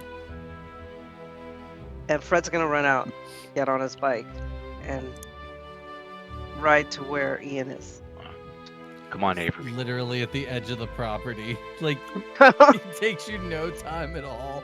I don't think these guys are going to be able to find it without us. I agree.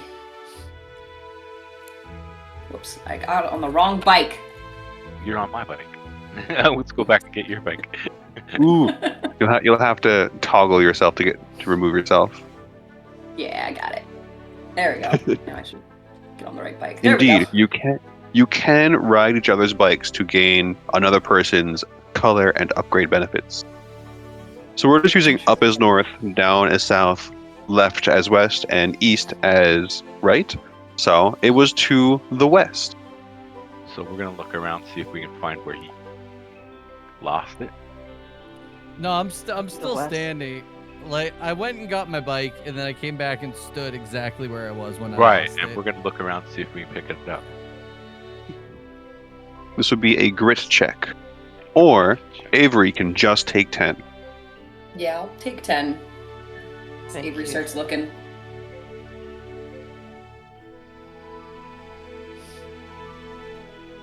Try and find the trail. Can we all just take 10? Or You can just take 10 each because one this is her neck.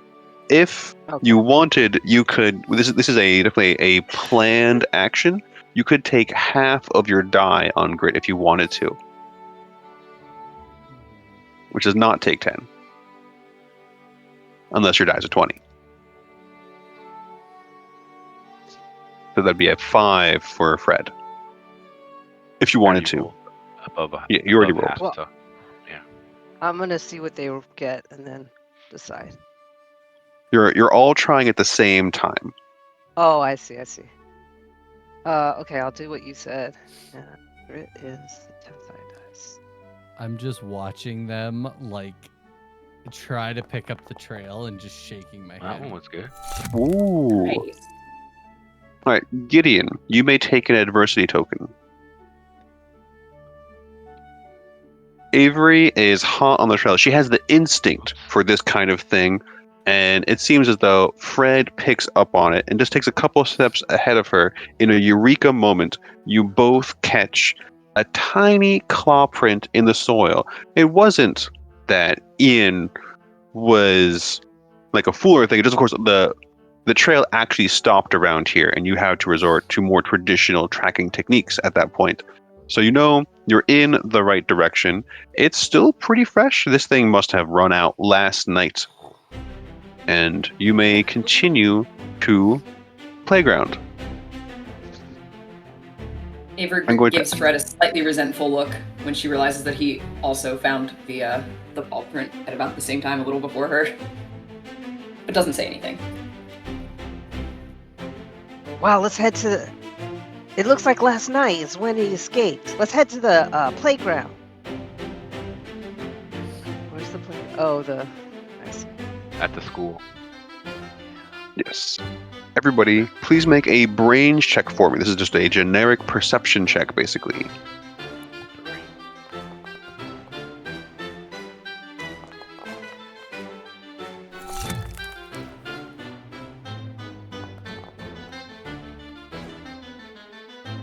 Why it rolled twice. I'm going to Versus delete an the 8. second roll.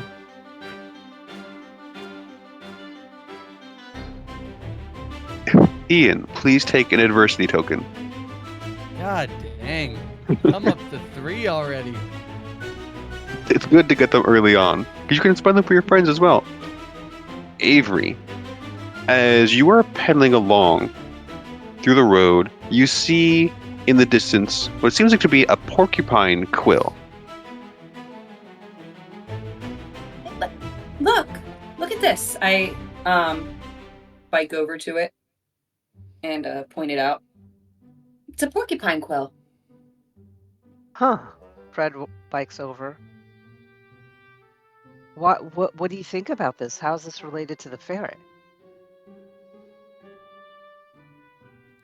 That's a great question. I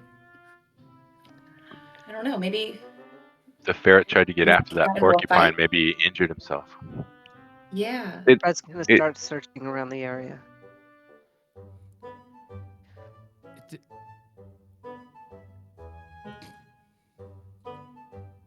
Did you have an idea, Ian? No, I'm looking something up real quick. Fair. But Avery does get the sense that certainly a domestic ferret might be incredibly interested in a porcupine. Oh, fuck. Might have a mouthful Huh. of quills by now. Yeah, you guys. Right. Okay, you guys are worried about the ferret right now. We found a porcupine quill. There aren't porcupines in Indiana. What? How do you know? Can we get a brains check from Ian? Yeah, that'll work. Fine. Maybe it's a mutant porcupine. He's gonna get a no. To Seven. justify it. It's an unusual thing for a person who's not trained in biology to know, but I'm willing to say that there are no porcupines. You've never seen a porcupine, you've never heard of a porcupine. Like, this is not where porcupines hang out. I mean, I live here. Yeah, I'm just like, I've lived here my whole life. If there were porcupines here, we would have heard about them or seen them at some point. Okay. Well, this is a porcupine quill. Well, maybe it's somebody's pet porcupine. Or it's an undiscovered species of porcupine. Or you know how weird this That- place is? Maybe it's part of some weird ritual. Or maybe it's a lab experiment creature and it escaped. Could be from the Puckwudgies.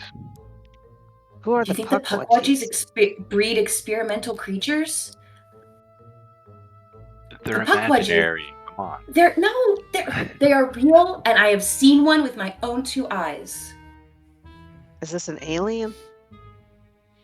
No, I think no. I think you'd call them cryptids. Oh, I see. And Well, they can, let's. and I Kinda think like a this is what we're goblin. getting at. Sorry, I didn't read the Puckwudgie Wikipedia page very carefully the first time I pulled it up. Sorry. And Avery says, "Oh wait, I forgot. The Puckwudgies are shapeshifters. They look Oh, like a shit. porcupine from the back, and they look like What? a half troll, half human from the front." So this is a quill from a Puckwudgie itself. The Puckwudgies did get him. So wait. Get your glove and, like I taught you, and put the quill in a sandwich bag. Here. Fred hands her a sandwich bag. Okay. So we're on the trail of a Puckwudgie. Oh, go ahead. She uses the bag to carefully pick it up so that she doesn't touch it and contaminate the evidence. And then hands it back to him. You gonna check it for DNA or what? Something like that.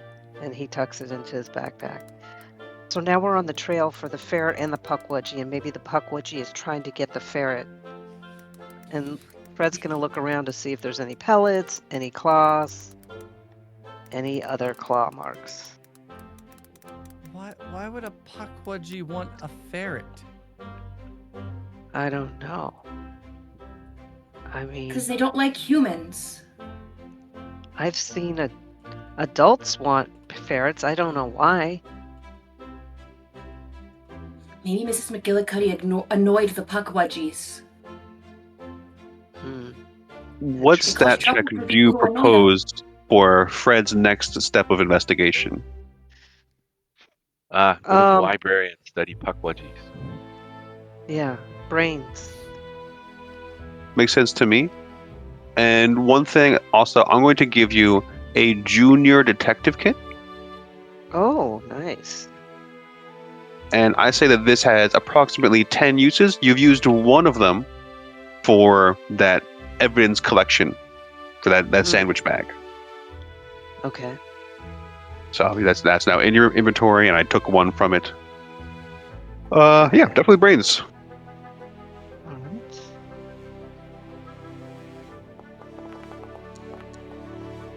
Oh.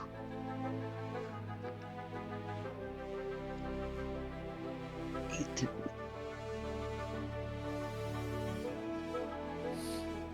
As you're looking around where the supposed puckwudgie would be, you find a mixture of footprints, tiny ferret claws, also what looks like a single cougar print, and then other like slightly larger than the ferret prints, still clawed as well. There is an unusual mixture of things here that go into the woods near Ian's house. Avery, Well, aren't your you guys. puckwudgie things supposed to be poisonous? They have poison arrows. You guys, check out these prints.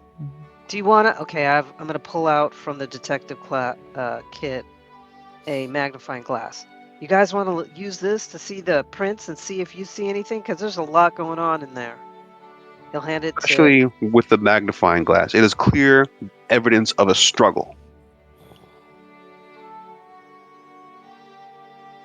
I think we should stop at the library and read up on puckwudgies so we know how to defeat them. We gotta be prepared. All right. Okay, let's do it.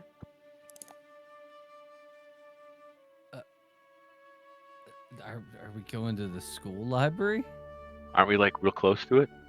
There's like books right here. Is that the school? The library is open, but the school is closed because it is summer. Okay. But we can say there's a small public library nearby. So we'll go to the folklore section and look up puckwudgies. Sounds good. The librarian, Miss Graham, greets you all. It's still like 10 a.m. or so, and is happy to point you all in the right direction. I don't think is going to take a roll. Everybody is allowed to Google puckwudgies, and your character now has access to the information. If you would like additional information or introduce facts, we can think of some stat checks. How are you spelling puckwudgie? Puckwudgie.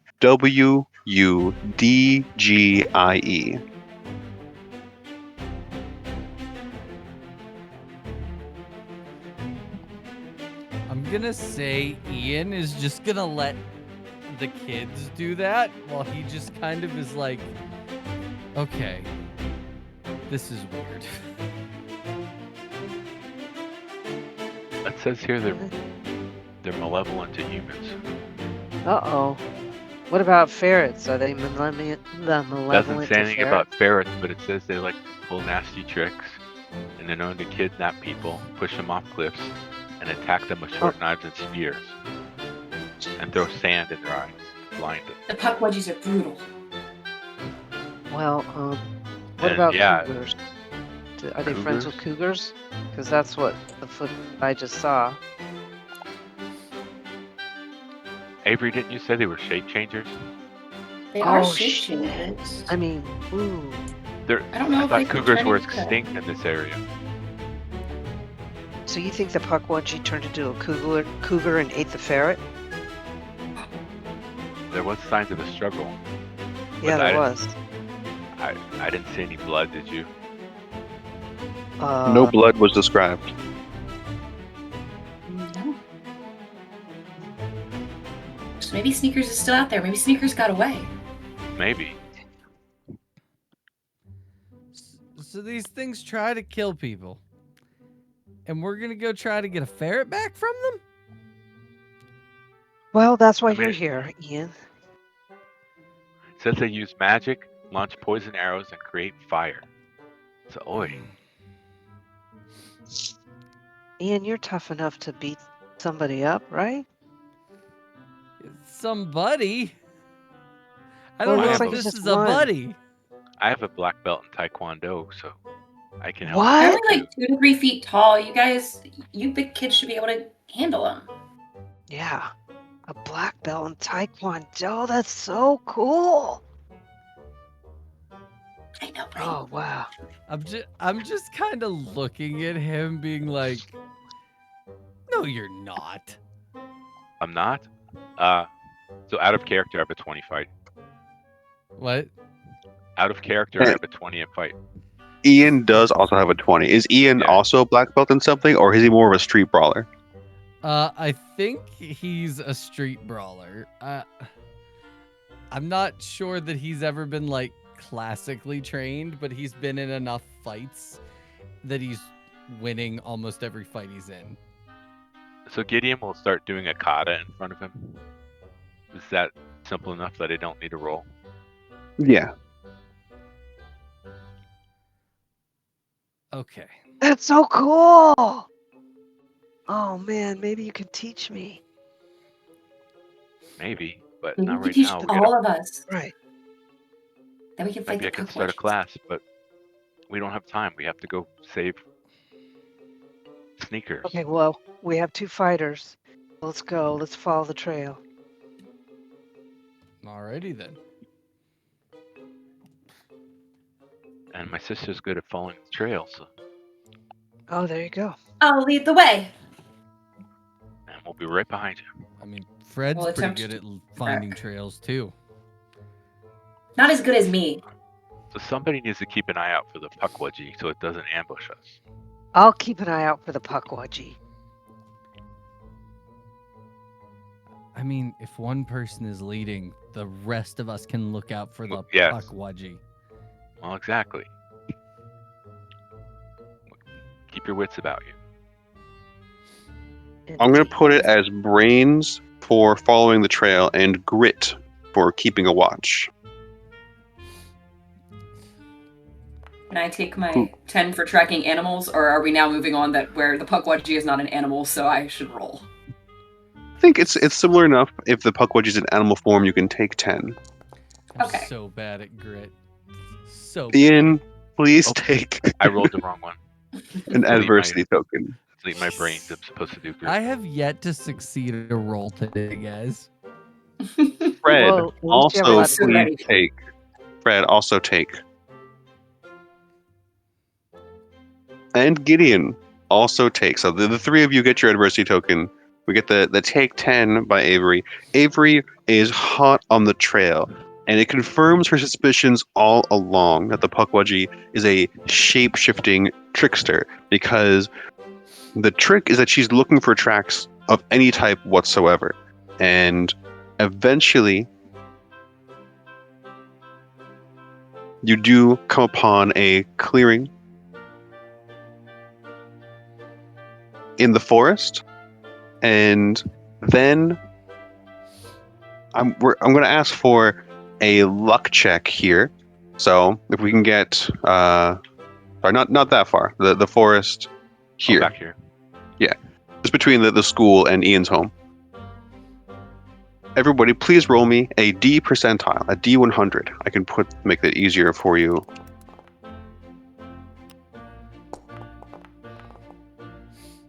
And whoever rolls lowest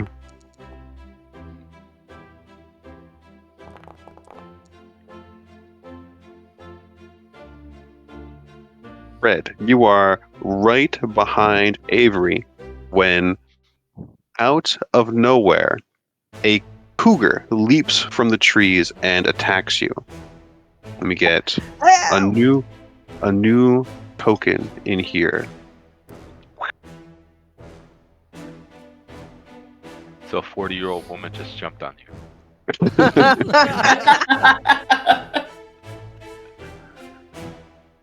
God. Very nice. You guys, I'm being attacked by a cougar. Help me! Oh, it's the Pukwudgie.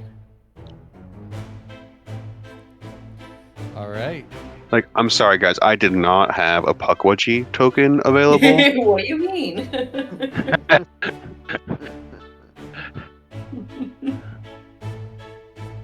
But you will for next game, right? Yes, next time I'll have a Pukwudgie. Yeah, I'm gonna hop off my bike. Maybe if it lets me. Ooh, it's a beard. Let's Or do a wings beard or something. for now. Just a fuzzy creature. Yeah. And Avery, you're going to need to defend yourself one way or another. Okay. Your choice, typically it would be fight or flight are your options to defend yourself. I'm slightly better at fight than flight, and I'm impulsive. So I think Avery is gonna like find a stick and just try and like whack the cougar with it. Well, this is just defense because you had no warning from this. Your friends did not Gotcha. keep a good enough eye out. Gotcha. In But that yeah, case, you can roll a yeah, fight. just brandish a stick, kinda. It got a 15 on its fight. Well, golly gee. Oh no. In front of all of you, it has done severe damage. It has leaped onto Avery, and its mouth is around the back of her neck, throttling her. No. Meanwhile, There the is cougar no is proper initiative in this game. So it's really, I feel like anyone's choice. These bikes are being funny. I'm gonna move them back a little bit. You Can I guys get an are adversity still on token? your bikes. Oh, we're still on okay. You do get an adversity token. Okay. Because I have a milk crate on my bike, which allows me to have a big item. Can I say that I carry a baseball bat around because I'm always getting into fights? We can say that's in your regular backpack. We don't need to say it's Okay. part. It's you're using your milk crate for that. Okay. How about my yeah. nunchucks from martial arts class? I'm gonna pull out my baseball bat Nunchucks are fine. and Okay. run up and just swing on this thing, like full tilt. Barry Bonds it, just bam. I Yeah, all right, yeah. wanna... That a fight? It's a fight. So like Ian and Gideon are gonna get their fight on. I'm gonna run to the library and call for an adult to help. That will be flight to get to the library quickly. All right, Oh, Ian, God. you have beaten its fight Oops. by Right. 10 or more. You have full control of the narrative over how you wall up the Pukwudgie. To me, it's just a cougar. I still don't believe in the Pukwudgie. Fair. Yeah. I am gonna run up and like, I'm making a loud noise to make it like look at me, to like let go of her and look at me, and I am just gonna swing full tilt and clock it right across the head. You make it let go, and you can see the immediate goose egg start welding off of it, and it lets out a feral scream.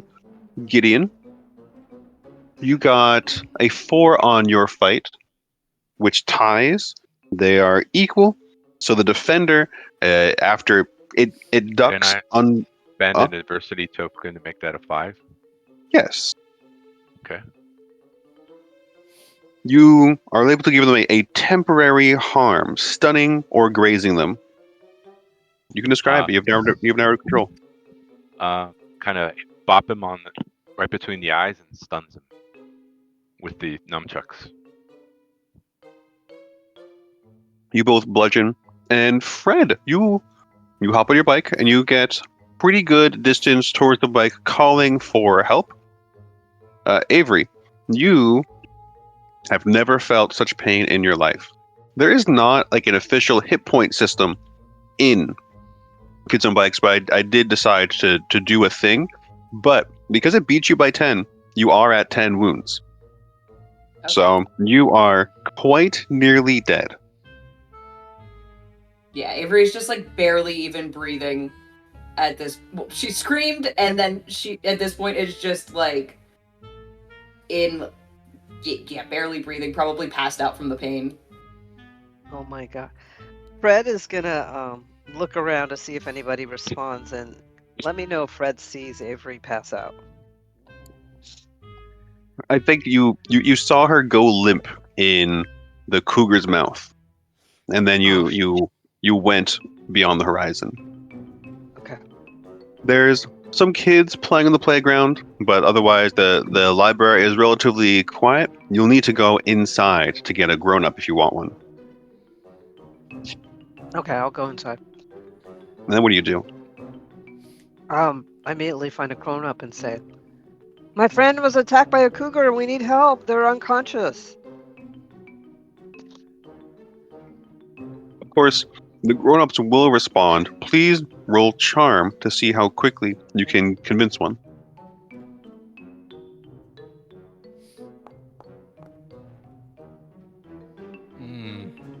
They are hesitant. I'm going to give you an adversity token. But this is a fail-forward situation where a grown-up is still going to respond, but it's more like you need to talk to a few of them before eventually one's like, there's no cougars around here, but if a kid's hurt, we need to go check it out. Ian. So do I need to act that out or no? Okay. No, you don't need to act that out. It's good. It's not. You're not going to get immediate response, but they're going to get their turn. I think I want a brawn roll from Avery to determine what type of permanent effects could occur after this. Oh god. Oh god. Avery, Oh, no. please take an adversity token. She is a And kid though, so she heals I think fast. I accidentally clicked Got a scar. things wrong. I should have flight and charm toggled. Oh, whoops! Sorry, I didn't mean to click that. I was trying to fix my toggles. All good. Things that, take an adversity token. All right. And then, Ian, you are scrappy. You get the next round. This thing, itself is gravely injured, and you can see because you rolled so well, you have the initiative. I am just gonna look at Gideon and be like, "Get your sister out of here," and I'm gonna swing at it again. Stunned, right? Last time. It is stunned, so it's going to get a -1 to this. Wow. Ian, are you going to kill the cougar? I am full swinging at it. Oh, can I kill it? You can. Yeah, I like I said, I yelled at Gideon, "Get your sister out of here," and I'm gonna just. It looks like a wild man just clunk, clunk, clunk back and forth across its head. And then when it is lifeless, I give it 2 more good thunks just to be safe. It goes totally limp. While Gideon might have the black belt, you have the training of the streets. And the puckwudgie goes completely limp. After you clobber it, it starts to return to its regular form. The cougar claws lengthen and divide to be thin, hand-like things. Quills start to poke out from its back and make the approximation of hair. And in the end, you are left with a little man of the woods that starts to fade into the grass as you hear the call of adults and Fred coming from the south. So the Uh, So I have Pukwudgie the, is It's over rapidly here. It's evaporating. Avery's right there.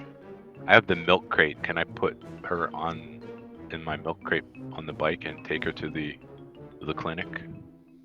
Give me flight. Okay.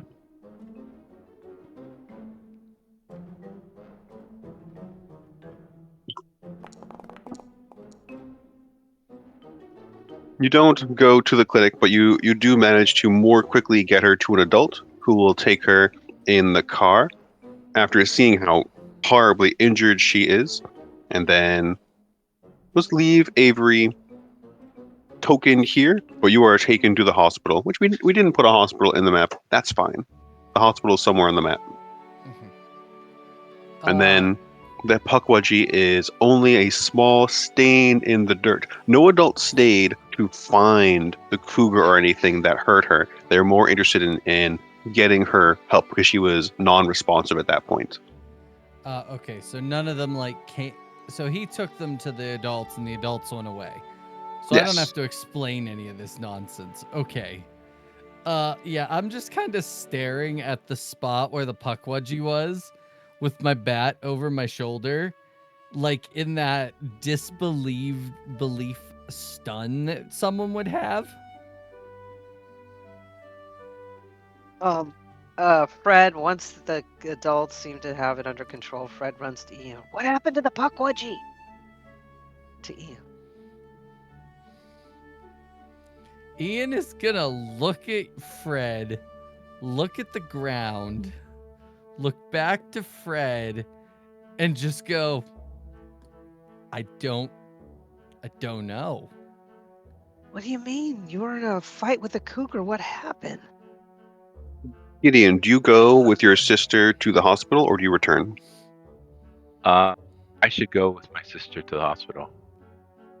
All right. So this is between Fred and Ian right now. While in the car, I have reduced Avery's wounds by 1 because you're a kid. You're quick healing, so you're starting to bounce back. Plus, you are conscious in the car.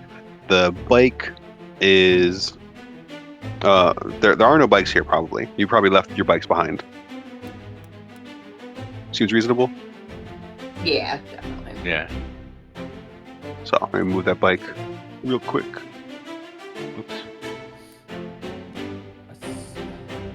And then, yeah, so Gideon and Avery have a moment to talk before we return the scene to Fred and Ian. What happened? I didn't see anything. It was so much pain. The cougar jumped on your back and bit you in the neck. It was the Pukwudgie. Ian punched it and it turned into a little sprite humanoid thing. Yeah, I didn't She believe smiles. it. But you were right for once. Maybe you were right about everything. Yeah. This place is freaking weird. Weird town. Yeah. And we return to the woods with Ian and Fred. Oh, I saw you fighting a cougar, and then I went to get an adult. What happened? I hit it a lot. And then it went limp. And You then kill it it? turned into a little man and disappeared. Oh. Fred's Think- face goes white, and I his think- pupils are as large as his eyeglasses. I think the little girl was right. I think this was a Pukwudgie. Oh my god. At this Fred, point, all that oh. seems to remain of the Pukwudgie is a couple quills and then an indeterminate mass that seems to actually have some ink inside of it. What? Fred is going to look at it with a magnifying glass and a flashlight, which is also in that. Definitely have a flashlight. Please roll brains. Okay.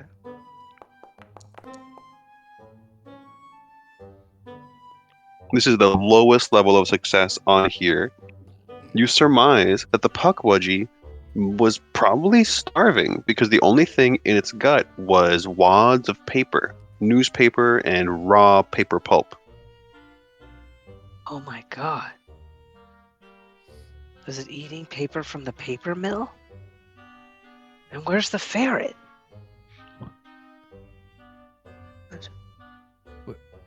Well, I mean, there's. Go ahead. We find out that Pukwudgies are real, and you're worried about the ferret? Well, I mean, a true detective keeps on the case. Okay, so this thing that's paper in its stomach? Yes. Do you think that they've been living in the paper mill, just eating the paper? Well, and I now mean, they're based on the out of contents. paper? No. The paper mill, well, I don't know. I mean, we'll have to go to the paper mill to see if it's empty. But I really am concerned about Avery. I hope she didn't die. She's tough. I doubt she died. I wouldn't worry about that. All right. Another thing out of the backpack is a camera. I want to take a picture of the scene. Yes, you can take some pictures. Is this a Polaroid, or are you going to need to get these developed elsewhere? Polaroid. All right. I feel like a Polaroid camera would be its own item. Okay. So it doesn't take a use of your backpack. It was probably the extent of what you can have in your back. You now have declared all of your items. Okay. Got it. Oh, I got a picture. We got all the evidence. Let's go to the hospital. Okay. We should. It's not that far. We should probably walk and take their bikes with us. Oh, yeah. Good idea. Yeah, we're gonna head to the hospital.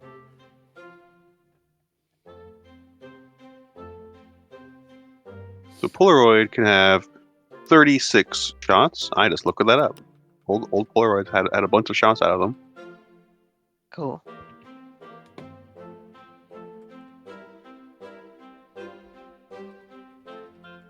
And then you can all get to the hospital.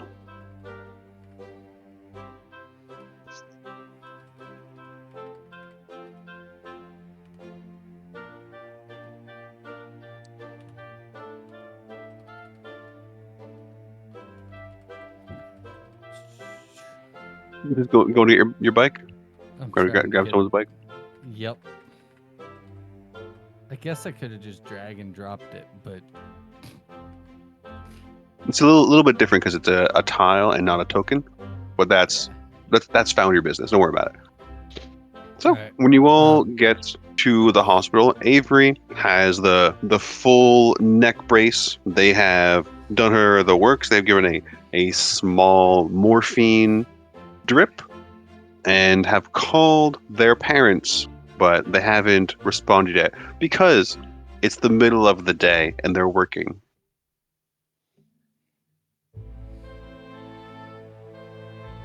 I'm going to bring Avery down to 7 wounds, one for being quick healing and another one for getting medical treatment. What is the permanent consequence of your grievous injury?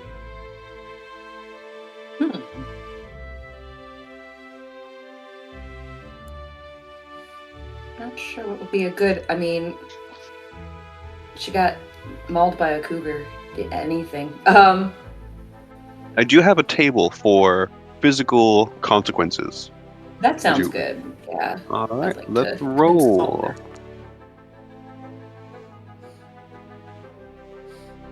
that makes sense. Seems appropriate. So you are not just dizzy now. You have ongoing waves of dizziness that afflict you.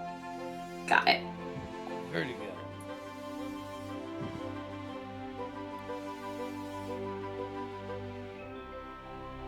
But you are in the child's wing of the hospital, and Avery is being treated. You are all allowed in as friends of Avery's, and it's the middle of the day. Visiting hours are still on. you guys. Avery, How you I'm feeling, so kiddo? sorry. I'm feeling okay because the Pukwudgie's real. It's fine. It is real. You're right. I'm sorry I voted you out of the agency. You should come back. I'll think about it. Voted you out of the agency. What is he talking about? What agency? His detective agency. Isn't that a Fred job? looks How really did you get sad. voted out? Fred, aren't you the only person in the agency? Now he Yes, is. but she was voted my the other junior one out. detective. She was like my coworker, and something happened. I don't want to get into it, but we parted ways, and now, obviously, Avery is a brilliant detective, and she risked her life just to save a ferret. We still haven't saved the ferret, by the way. So Oh, but you she risked her fired life. her. Oh my! You It fired doesn't my matter now. sister? It doesn't matter right now. Why did you What fire matters my is sister? Avery getting. I don't want to get into Guys, it. It's up it to was Avery. my fault. I let the horse out. We were on a case, Well, and you were already punished for that. yeah, but So it was it's his fine. fault? No, it was my fault. It was my fault. I'm the one who decided to check in the horse's stall, and I didn't close the latch properly. So it was my fault. But he ran away, and I was the only one who got caught even being there. But it's fine. Thank you for letting me back in, Fred. I promise I'll be the best junior detective. You already are the best. You figured out Pukwudgies exist, and Ian might have killed it. Did you get the body? No, there's no body. There was just quills. Same thing. Oh, but we found paper in its would have been its digestive tract. Paper. Lots of paper. So it was eating out of the paper mill. And probably Yeah. getting all those horrible chemicals in its system. Yeah. But you gotta go. I mean, I can't right now, obviously. But you guys should go. I'll be on the walkie-talkie. I can be your researcher. But what if we take a wheelchair and say you need a wheelchair and we wheel you to the scene because you're like the best searcher? And then if there's another Pukwudgie that attacks her, she's gonna die. What? No, because you know now how to kill them. He just punched it until it died. What if the next All one right. gets a drop on Baseball him bat, and but still. what if the next one gets a drop on him and bites him in the neck? No, you guys Then are we good might all fighters. die. But no. There's a difference between knowing that something is there and being ambushed. That was an ambush. So we'll look out for ambushes. We were looking out for ambushes and we missed it. But now we know what to look for. Let's go. And let's take her in the wheelchair. I'm just gonna look at Gideon and be like, man, it's your sister. You're the one that makes the call here because your parents ain't here. Yeah, we better leave her here. Okay. Oh, man. Avery, It's okay. I'm sorry. It's okay. You guys go check out what's going on at the paper mill for me, and as soon as I get better, I'll join you guys on the next case. You keep me updated on the walkie-talkie though. I want to know what's happening. All right, All keep right. it on the right channel. I promise I will. Channel 2, I know. Okay. If something goes south while we're out there, you're gonna be the one closest to the phone to call 911. Okay? Okay. Well, you're going to be in a hospital. Just tell somebody there, right? There's a phone right next to the bed. Exactly. Okay. This is the 90s. They have phones in every room.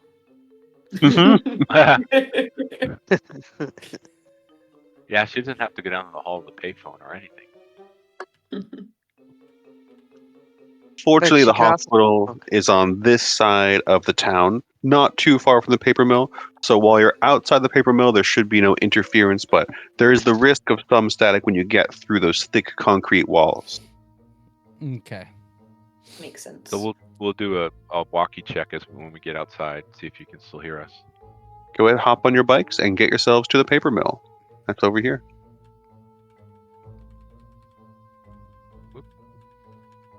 At this point, there's been a decent amount of biking. I would like a flight check from Ian and Gideon and Fred. Wait, my flight. Can I use an adversity token to do something with that check? You could roll and then use adversity tokens to push it up. If you have a strength that's triggered by using an adversity token, you can use it any time. What do you have in mind? Making the roll. And if I didn't, I don't know. Just however it let's see what I roll. 3. So I'm We sure all got that 5 or sucks. less. So we're all tired. Gideon and Fred are Oh, man. tired. Ian is not tired. He's an older kid. He's got a little more robustness to him, but Gideon is definitely shaken up through the entire situation, and Fred has already done a decent amount of back and forth. So you two are winded. It's a narrative thing. I might give you like a -1 or anything, but at least you're panting right now. Oh man, that was a tough ride. I don't think energy drinks were a thing back then, but pull out like a juice box or something out of my backpack. That works. Your juice Yeah. box will be on where there'll be one of the 3 or so things your character had. Yeah, like you guys have skipped lunch so far. But you did have the lemonade. Can I say I Which have a in- 4-pack alright. and I'll give them each a juice box as well? Totally. Man, I wish I had a beef jerky. I don't know why I didn't think of that. You gotta pack that in your detective kit.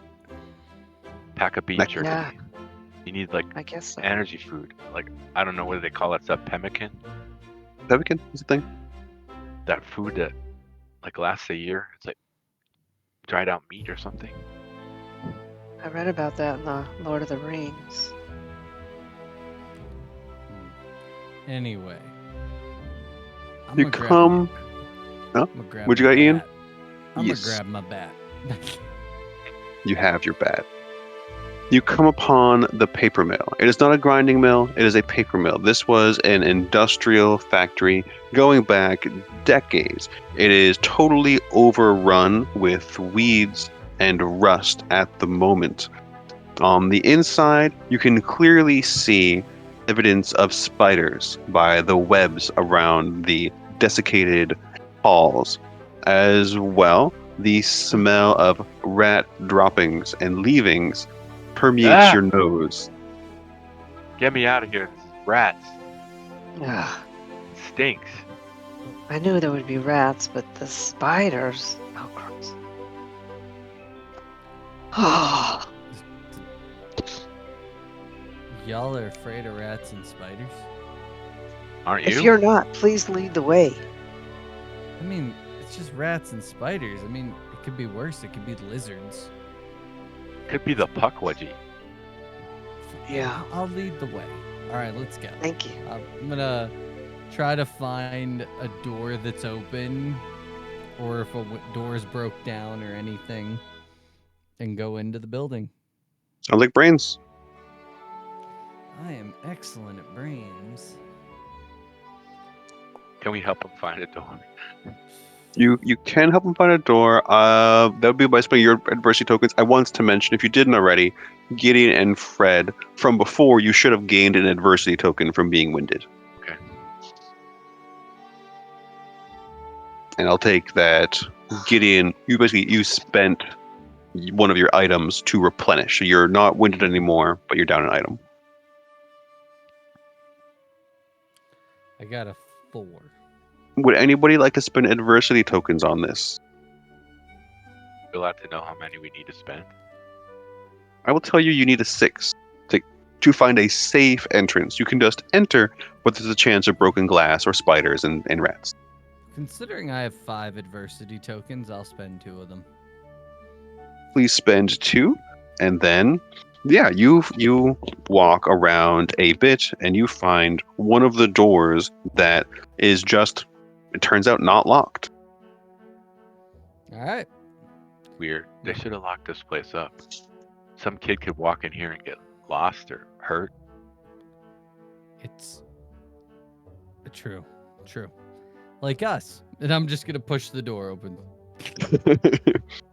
Wait. When you get in, you can see at the top, scurrying about, is a white-haired ferret. I'm going to introduce new rules. Powered characters. Your characters don't know this, but meta, we all know Sneakers is a powered ferret. We each get to decide some aspects of Sneakers. Some of them are also, I decided to randomize it. So, because you're such a strong guy, Ian, a physical skill that you have control of for Sneakers is Sneakers is good at juggling. What? Okay. It is what it is. Because Fred has been such a quirky character, we see that a quirk that Sneakers often exposes is also a 2. They do snapping. How a ferret snaps and juggles, I can't wait to find out. It's got little anthropomorphic fingers. Yes. Part of the mutation. Avery, your character has been the brains of the operation. So an intellectual skill that you can control this character. The whole table controls Sneakers. It's not just me. But Sneakers is good at lifelike drawing. So some of that artwork on the walls was actually the Sneakers drawings. Yes. So now there's some lifelike. There's a drawing of Mrs. McGillicuddy on one of these walls. And last, for FSPN, Sneakers' power is astrally projecting. Okay, now you see it says in there heads or tails. Heads is left, tails is right.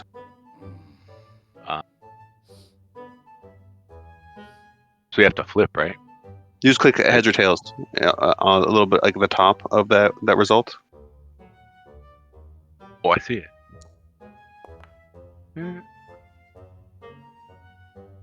That is heads. Is an astrally projecting, incredible artist juggling, snapping ferret. What the fuck? So just please note which of those traits that you have control of. So at any time that Fred's player wants Sneakers to snap, it happens. If Avery's player decides that Sneakers can solve a problem by drawing, that's for you to take control of. I'm going to kind of do like the middle parts, but again, we all control Sneakers. Anyway, Sneakers is at the top of this parapet and is at the moment drawing what appears to be its home. It's Mrs. McGillicuddy.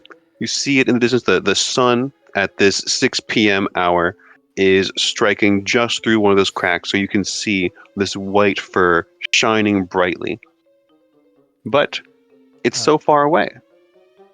I'm just gonna look back at Fred and be like, well, they didn't kill the ferret. They most certainly didn't. This is so How's he odd. making that? How's he holding the pencil? I have no idea. I've never seen such a thing. We really could use Avery right now. As if on cue, Try- Avery walkies in. Walkie check?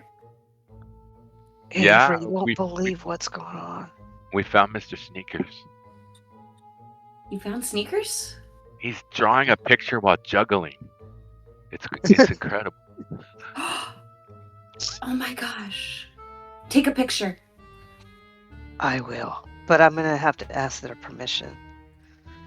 Excuse me, Mr. Ferret, Sneakers. And then Fred approaches Sneakers.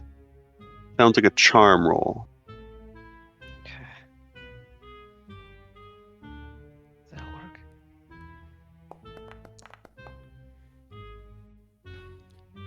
Sneakers does seem to take to you hesitantly, almost indifferent. But I would like Ian and Gideon to make a grit roll. Bum, bum, bum. Oops, where'd it go? God dang it.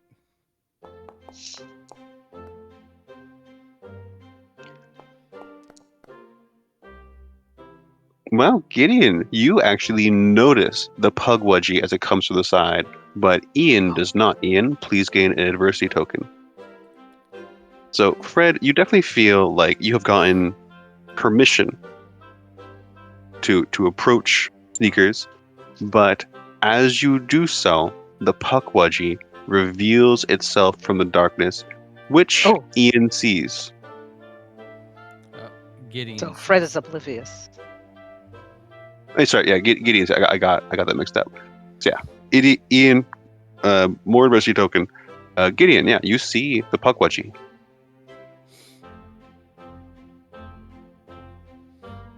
Fred is I gonna guess I'm going to go ahead. knock. Is it Ian the one that got surprised out of the way with a flight Fred roll? being surprised. Yeah, Fred. I think it would be a brawn roll. Brawn roll? I am terrible at that. How about a hey, get out of the way?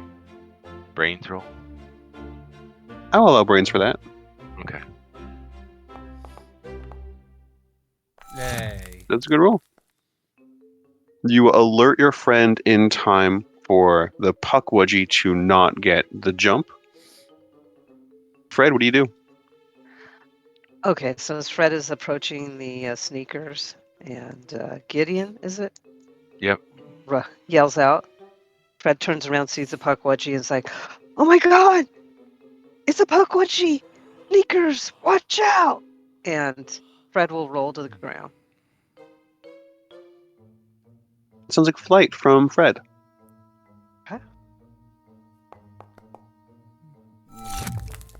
Hey. Ooh. Beautiful. Wow. All that. You evade Good it roll. expertly. The Oh. pugwudgie, in its native form, this porcupine-haired, thin, wild little man, jumps over you, and then it seems to use its quills to skitter up the wall towards Sneakers. Ian, what are you doing? You've been alerted to the situation.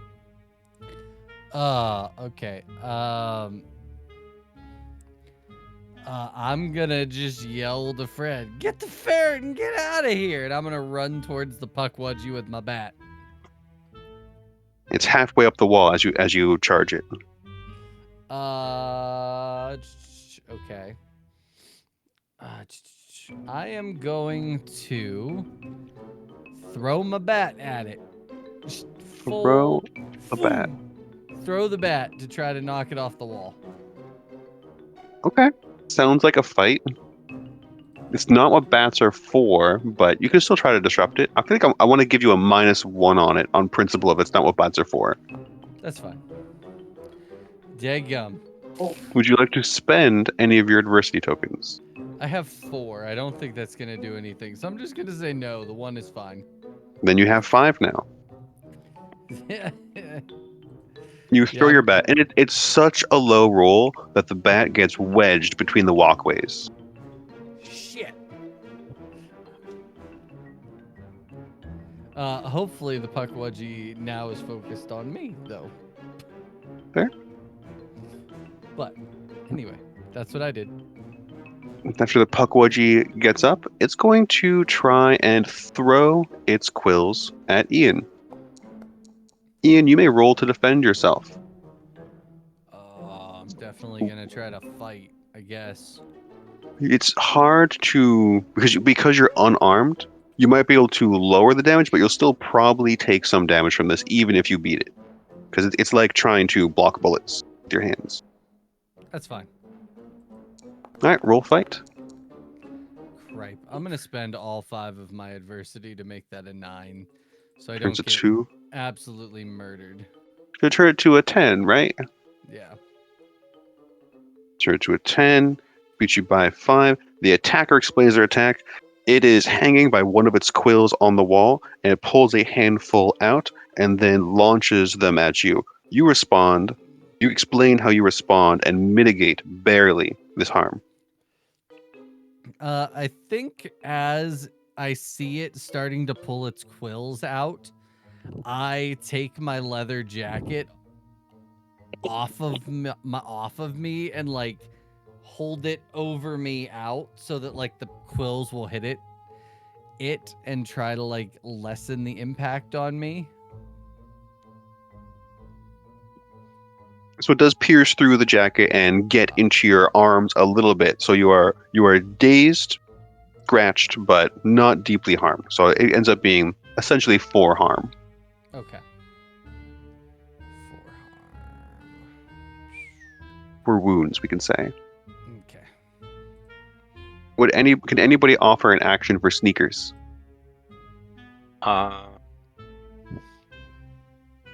So he can juggle, he can draw, he can actually project, and what was the other one? Snap. Snap. And he can snap. The things he was juggling, he's gonna throw one at to distract the Pukwudgie. Okay. Maybe. I don't remember who controls that, but not me. So it's a little bit different. I'll put it into the chat here. It's not a part of its powers, so it kind of just happens. Like the power Okay. character doesn't usually roll for anything but power use, so it's just going to throw them to distract the Pukwudgie. Then that gives the action for Fred.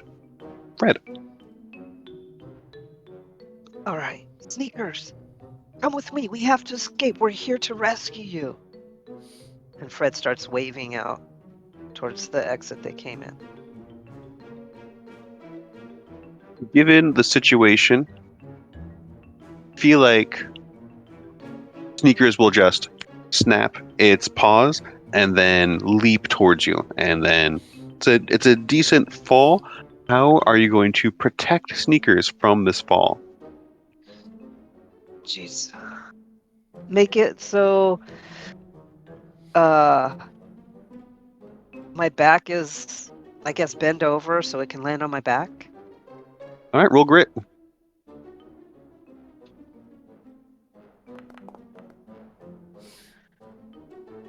Neither of you is harmed. It does scratch your shirt up a little bit, but not your skin. And now Sneakers is following you.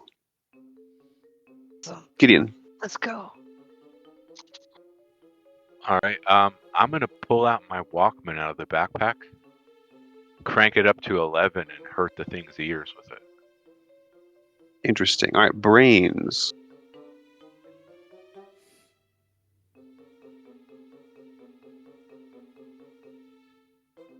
And while this is happening, Avery, are you attempting anything through the walkie? I'm going to say at least one of them has had the button pressed, so you can hear the Okay, so struggle. I can hear what's going on. And now you hear Okay. your favorite song from my Walkman playing really, really loud. Right.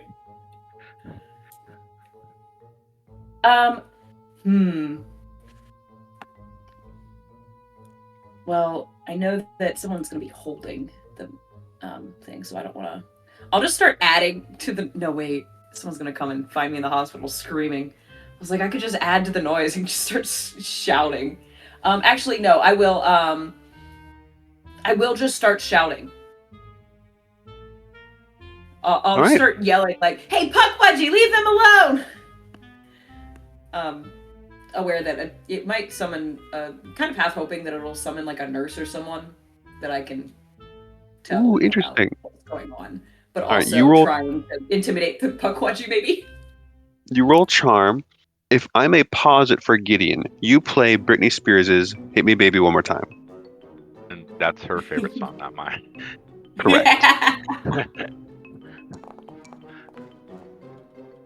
I need to pick something so annoying that it would hurt its ears so bad. Right. It's 14 for charm. You definitely are able to conjure the attention of one of the aides. They rush into the room and ask what's wrong. They see that you're screaming into a walkie-talkie and ask if they can help. At the same time, the Puckwudgie seems very disoriented from Gideon's music, and it sneaks through the walkway onto the roof out of vision. You all seem to have safely recovered Sneakers, although Sneakers seems to have been changed by exposure to the paper mill's strange chemicals.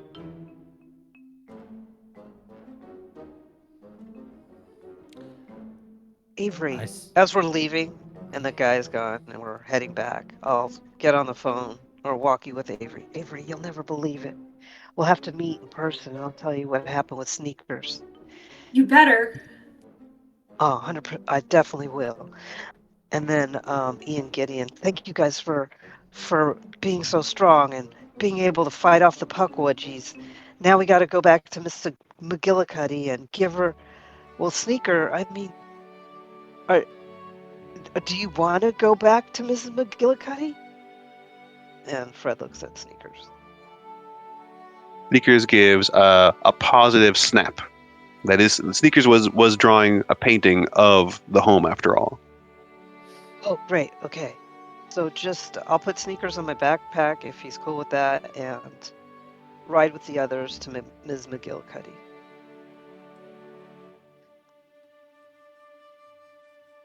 So you can all return to Mrs. McGillicuddy's. She rewards each of you with a Susan B. Anthony silver dollar And and a piece of cake. You can all see the beginnings of a mystery between the paper mill, what caused the corruption, what will Sneakers do in the future, and that is the end of the session. Did everyone have a good time? Yeah. Absolutely. Definitely. Yeah. That was Absolutely. awesome. Very good. That Very was fun. a lot of fun. Very easy. I had no idea what story we're going to play, so help for crafting that with me. I have been your game master, GM Comfortable Gray. It has been a real privilege. Playing as Avery was Anomaly. Would you like to tell us about yourself? Oh, yeah, I do some TikTok thingies, but not very like seriously. Anomaly Rambles, though, if you want to follow mutual follows on TikTok or something. But yeah. Yeah, for sure. Thanks for coming after that interview. Playing as Gideon Resner as FSPN 2000. What should you tell us about yourself? Oh, yeah. Well, I'm not a TikToker or a YouTuber like you guys, but I have been gaming since the early 80s with the purple basic edition D&D, and I've been playing with GM Comfortable Gray now for it's got to be close to 3 years now, isn't it? Yeah, right about. We've played a Yeah. lot of systems together too, so this is always a fun trick. And this is my second go around with the Kids on Bikes system with you. Yes, that I used the simple world building last time, and it was fully built. Yeah. We got to test it a few sessions. This is custom system building, not simple world building. So a bit more going on. Well, and we did throw in the added caveat that it was kids on horses because we're in like the 1880s. Yes, with against the Fells Wargo Bank. Tell you about another time. As Ian Johnson is GM Ruby Dragon X. Would you like to tell us about yourself? Yeah. Hi, I'm Steve. I'm the Dragon X. I'm on TikTok under the Dragon X. I'm everywhere under the Dragon X, honestly. I do a lot of TikTok about ttrpgs, sometimes HVAC. I am on Improv GM's streamed Sunday night games. I am part of Ronin's Den podcast, which you can find us on YouTube, where we talk about mostly Fabula Ultima now. And I will be starting a streamed show with Phoenix Gaming Group here in about 2 weeks. So I got a lot going on. Yeah, that's very cool. Uh, always love hearing about Fabula Ultima, another one me and FSPN got through, and I still hopefully you'll run Draw Steel for me and maybe some other people sometime. I'm trying to sneak it in. I've got a few people that are interested. Very cool. So, No, let's keep me I will let you appraised. know. Thanks. And last but not least, as Fred Jacobs is SkeletorSally. Yeah, I've been gaming since the 80s, and I have a YouTube channel with my friend Uzi. We are called Original Gamer Girls, and we do video game videos like GTA, and right now we're doing V, the vampire game. But I met Comfortable Grave from his Fabula Ultima demo, and it really helped me run my own Fabula Ultimas on Foundry, and I thank you so much for all of that. You're very welcome. Thank you for reaching out. You've been a great player to have. I'm glad we could cross the line from just using each other's stuff to actually at the table. You have all been great. Are there any stars or wishes for this session?